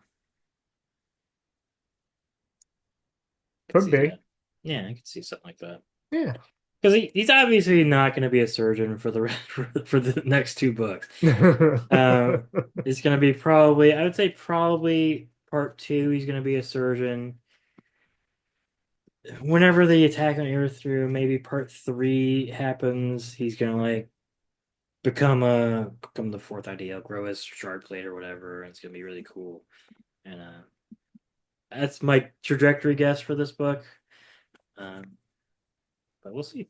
I have no Ni- idea. Nyx is cleaning herself in the background there. Yeah, she does that. Yeah. Yeah, kitty. Yep. Uh, She stopped to look at you. She's fat. she's fat. Fat All cat. right, chapter 19. Yeah, garnets. This is a Navani chapter. Um, so there, she's with Rushu, in the crystal pillar room. They're trying to figure it out. Um, she's like, this is the key to Irithyru basically working. Um, they're trying to figure out the suppression device. It has a Sha not corrupted sprint inside of it, which is interesting. So there's like corruption fabrials you can make, that I assume they could use too. Whenever they figure out if like Sha not comes over, they could like mass produce some crazy shit. Um, It only exists in Shadesmar, kind of like the Oath Gate Sprint and the Pump Fabrial Sprint. yeah. Let's see what else. Oh yeah, this is where she explains how to do like crazy windmill turbine stuff to make like power happen to like power the fourth bridge or whatever, right? To Yeah, power some stuff to make crazy stuff. Basically, you can like there's like a long shaft that you could do to like. that's in the next Oh, portion. that's not this. So before we got to it's in this chapter, but it's in the next POV jump. Yeah. Okay. Um, so the end of the first POV jump, after they're looking at the sprint inside, um, we get so she tells Rushu to study the garnets more, try to reset the Fabrial to get it to work. She also wants to form a group of people to dedicated to finding ways to identify hidden fused, because she feels like there's probably some fused that are hidden amongst them in Urithiru somewhere. They just need cheery cheery. Yeah. And then Falalor and Tomar, they're ardent, two ardents, and one's a nephew of Tomar is Falalor's nephew. They got a portable flying Fabrial working. Uh, Basically, it's a box that they handed, and it's got these buttons, um, and it kind of works like the fourth bridge, but on a portable level. Um, and so they basically like you disjoin the rubies, and then you move your hand to you point the box in a direction, and then you join the fabrials, yeah, the rubies again, and then that's the direction you'll move. And so they'll be able to have human rockets now. Yeah. Uh, The Rocketeer is gonna be in here. yeah, because like she's like, hey, keep working on this, um, but also try to make it a Look little more cool. portable and not just like a box. And then immediately looks at her watch on her hand and go, "Oh, I have somewhere else to be." Um, Yeah.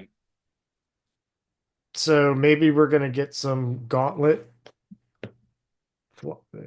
Yeah, we're gonna get Iron Man. Iron Man gauntlet that lets them fly away. Yeah. Yes. Rocket Yeah. Man. Rocket Man. Then we get all the monarchs are gathered. They're discussing the Oh, offensive. the next part was the windmills and the Yeah. steel cages. Uh, yeah, okay. And then the monarchs. Yeah. So that's gonna be interesting though. But she's basically sciencing up shit. There's gonna be like crazy flying devices and stuff. They're iterating on all the technology. This is totally one of Rand's schools. Yeah. Navani is Rand confirmed. Um, yeah, then we get the monarchs. they're basically um discussing the plan that we already know about attacking a mole and like all this stuff. They basically all, including Teravangian, pledges 20,000 troops to like this effort. They're a little suspicious about how quickly he agreed to the plan. And they also do a mission, coincidentally, to go to the Honor Spren capital to get basically they're out of Honor Spren. We've already kind of decided. This was in the other part, but they don't have any more Honor Spren, so they can't make any more Knights Radiant, and they need somebody to go uh, basically negotiate to try to get more Honor Spren. Um, they are not. Sigil doesn't want to like none of the honor of the Windrunners want to go because that would they don't have they're not in good relationship. So guess what? We get Shallan. Shallan, weirdly enough, volunteers. Along with Adolin, and we get this new edge dancer, Godeke, who was in he was in the previous battle that we saw briefly. And then we get a Truth Watcher and a Stone Ward, but I don't think they're named. No, they are not named. So we do have So stone wards. This is confirmed. yeah, so we'll have to see what their powers are. Um, so yeah, so we're getting a expedition to Shadesmar. We're gonna get Shallan's able to do her mission. So, Navani talks in her line about Teravangian, like, and how he's essentially just a political genius every day now. So, wonder if his curse and boon Ran out. have gone the same way that Dalinar's has. Yeah, it's possible. And I I mean, wonder maybe. if he actually met with cultivation and got his from cultivation and not from the Night Watcher. Yeah, I can't. I don't really remember in his interlude what if he's like my brain works the same now or whatever. In this one, he didn't talk about it at all. Yeah, Well, I mean, it did mention that so and so still needed to be like somebody was sticking around with him because they still needed to administer the tests, but they didn't talk about the results. oh, yeah. Also, Adolin is excited to go to Shadesmar. I'm guessing to see his sword, so Yeah, that'll be cute. Navani doesn't know why he's excited, but she's like, he seems too excited, and he's been excited for Yeah. a long time. hmm hmm let's see what else. I think that's kind of basically it. Then they're trying to figure out what Here and Dalinar are trying to figure out what Caravan is going to do, but we already know because we saw the listener meeting. So shit could potentially be bad. Okay. Yeah. And Navani will Okay. stay in the tower. It is funny that like um Dalinar continued has all these social miscues as being a monarch, and like, but he's not egregious with it and intentional with it. But Navani goes behind afterwards and just kind of Yeah. works with the monarchs and be like, hey, look, I know it sounded like this, but this is what we really mean, and blah blah blah blah. Yeah. And they all seem to kind of agree with it. One thing I did forget to do in the nine meeting is that they want to reverse the defenses to where an Irathiru uh I think we covered that. I think we just said corrupt, and we didn't really explain what that meant. Um, they want to go in and reverse it so none of the Knights Radiant's powers will work in Earth, which will be bad. So we'll see if that happens. I doubt it will, because Kaladin will be there. Yeah, and we get interlude 1-1. We get some still. This is a fun interlude. I think this is the first, and now we got a couple of still POVs. I think Did we? maybe not actually. I don't think so. I think this is our first Spren POV. Yeah, And it uh, makes sense that because she's becoming something, right? She's before, I don't think she had enough thought or identity to have a POV necessarily. yeah, yeah. If that Uh, makes sense. that makes sense. Because she's obviously changing. Like she wants to become something more. Yeah. Um. So yeah, she's going through through. Alden is asleep, which she likes because he has not been sleeping, as we've previously been told. She comes with Cord. Cord stayed behind when Rock went to the Pointer Peak, so she's still there. Um, which is good. She's a cool character, so I will I will look forward to seeing more of her. There's an offering. Of tubers. Yep, tubers. She's trying to basically figure out how to help Kaladin, and she wants to like change, like you said. Um, she has this, so she goes and talks to the Stormfather. Stormfather ends up denying her wish because she's like, I want to change into like, you know, I might figure out what to do. Yep. So Um, Stormfather doesn't necessarily he denies it at first, but then he's like, okay, you made a point, but I can't because I have the power, but I don't have the ability to grant it. yeah. And So whatever that means.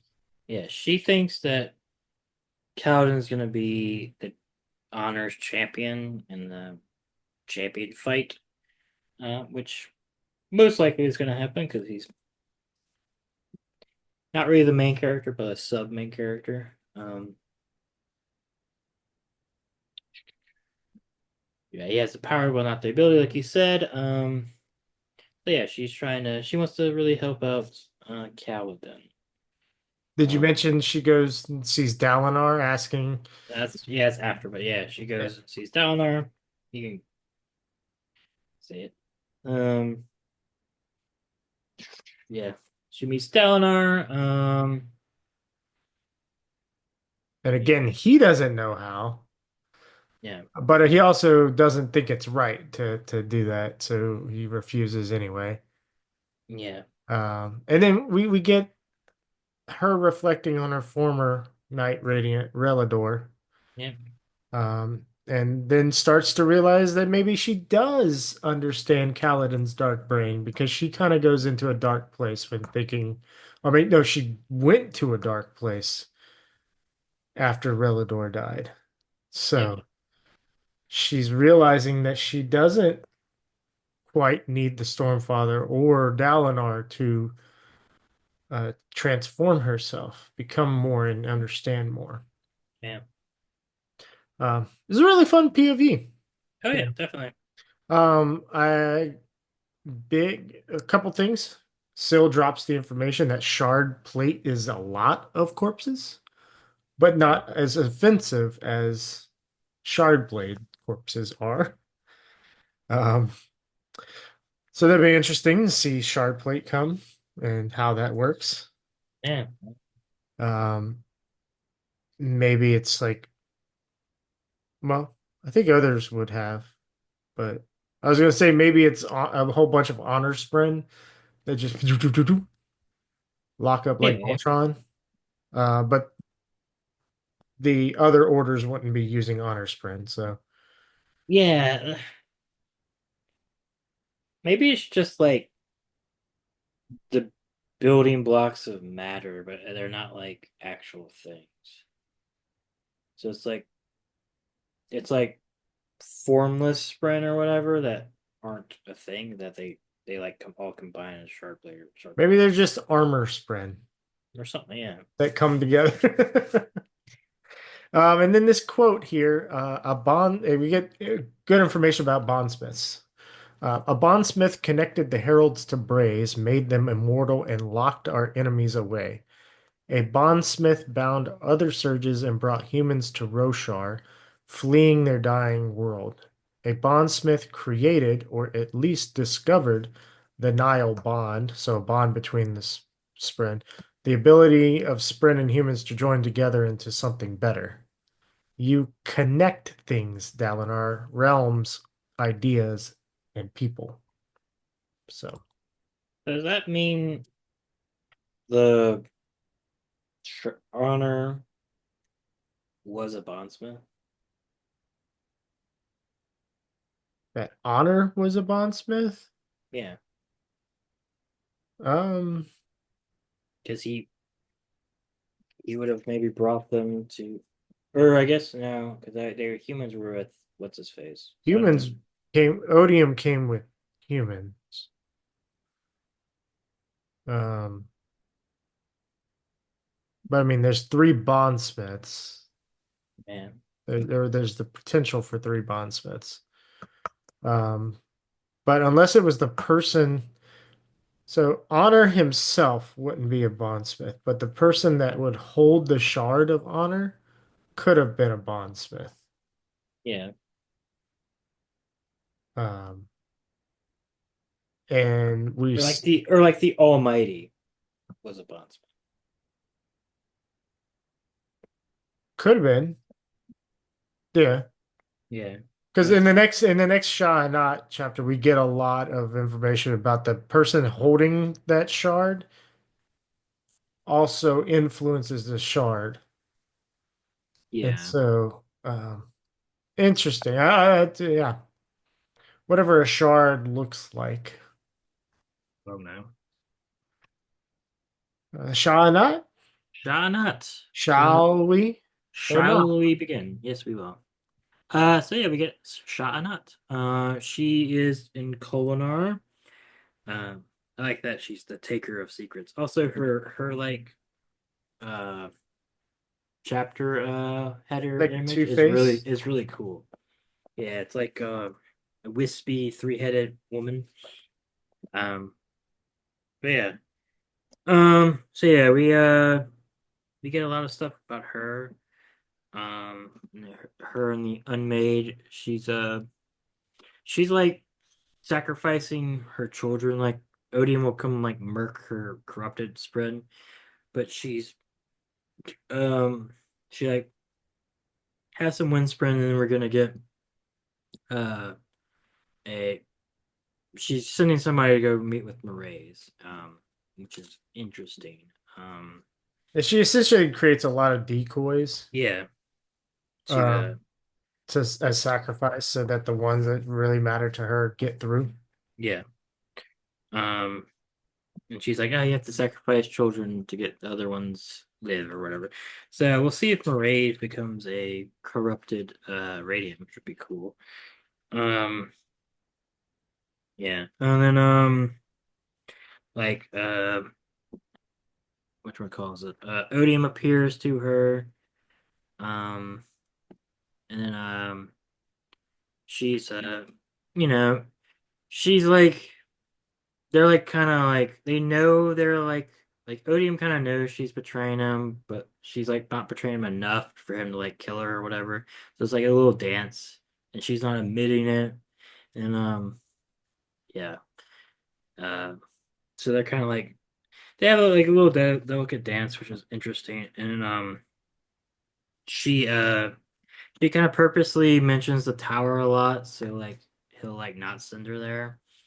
And he goes to observe Taravangian instead. For Taravangian was a weapon, whatever that means.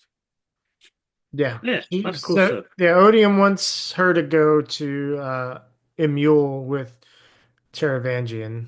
Um, yeah, a lot of fun stuff. A lot of stuff I don't necessarily fully understand yet, but hopefully we'll get some answers. She does see a conflict between the odium shard and the vessel carrying it, and she thinks she can attack that and divide it. Be interesting to have, you know, see the shard be separated from a vessel carrying it. And I would assume it would have less influence. Um, you and I already saw some things with shards in Mistborn, so we won't Yeah, get into the I details of those on don't here. really remember that, but it's crazy. Yeah, And the end of Mistborn's insane. yeah. No, I mean the end of all three of those books is insane. Yeah. We also get some stuff. Sibling is her cousin, and it's She the considers it her cousin, but yeah, Odium hates that. yeah. It's the child of honor and cultivation, which is interesting. The sibling. So that leads me to wonder if Stormfather is the child of, well, that would be, I was gonna say of Odium and Honor. I think he's just the child of honor, but and then she would be like odium and cultivation probably. Shot not because she can like make stuff. You think she's on the same? No, she's not on the same level as Stormfather and She's pretty fucking powerful. she is, but she's not on the same level. There's like we know Night Watcher, the sibling, and Stormfather are the three that can be bondsmithed, Yeah, I right? mean, sure, We've had confirmation of that, right? pretty much. Okay. Well, we don't. We assume that it's the Night Watcher. We're not. We know it's sibling. I don't think we've gotten confirmation that it's Night Watcher, but we assume Okay. It makes sense. it makes sense. They're the three like basically children of the things. Yeah. But yeah, I mean, yeah. So yeah, Shawnott's really cool. I like her a lot. And then she's I gonna like become. her a lot. I like her a lot. I make good commentary. But anyway, I feel like she's gonna be very important and probably end up teaming up with like Finley and stuff. And it's gonna be like, And Shalon. yeah, and Shalom. Um, and probably Leshwi. Like she's gonna be team listener and like that whole thing. And then that's she's gonna be one of the ones that rebels against Odium. She already kind of is. So I'm curious to see what's gonna happen with her, Yeah. especially in Emule. I wonder if she's gonna meet with like Dalinar and stuff, which would be cool. We shall see. Michelle. Then we got Into the Fire, the last one. Yay! This is a Teravangian. Teravangian's like uh saying goodbye to everybody because he's gonna go with Dalinar and Yasna to Emule, and he's gonna betray them and he's gonna die. Basically, he's like, all right, in order for everything to happen, this is kind of the culmination of the diagram. We can throw the diagram into the fire. Mwahaha. It has been completed. We have saved Carbranth. Um, I only saved this little tiny city, but hey, it works. I did something at least. And he's kind of sad, and then yeah, it's really good. He also instructs his daughter, who's going to become the ruler of Teravangian or of Carbranth, and probably Yaakoved at that point, huh? Um, I think they said they everybody in the Yaakoved's going to be killed, but yeah, I think they said they found a like a heir or something that they're gonna have be something. he instructed her to disavow him. Yeah. So to distance and be like, hey, look, we're all started anew. We didn't have anything to do with what that crazy man did. Mhm. And yeah, that's the end Yeah, of part one. so we've gotten rid of two secret societies. So now we just have the Ghost Bloods. Yay. Sons are kaput. The diagram is kaput. He is really dumb, so it's gonna be nice when Dalinar kills Terror. Yes, that would be nice. Mm-hmm. All right. Yeah, now we're on to part two. Our calling. In this, we get some fun ones. We get Shallan, Adolin, Kaladin, Navani, and Vinley. So basically what we had before, but we add Adolin, which is good. It's Yeah. interesting we're getting both of them, both Adolin and Shallan, which presumably would be in the same place. But I guess if Shallan's doing clandestine stuff, it makes sense to have both POVs. What are we reading up to? Do you know? Yes, I do. So we're going to be reading through chapter 34. All right.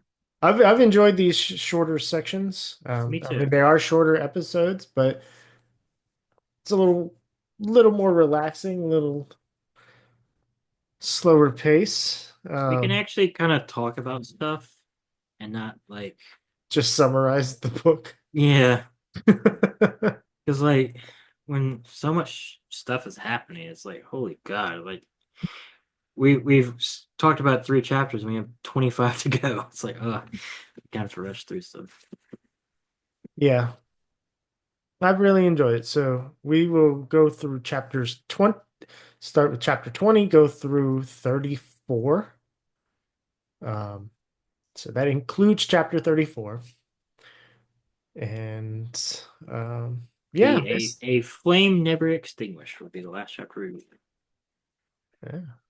Um, fun that this one was the end of this episode was Into the Fire, and next one's the flame. What was did the end of last one have a fire thing? Let's see here. No, a single casualty. Mwah, mwah. Leave it to Kaladin to screw it up. Yeah.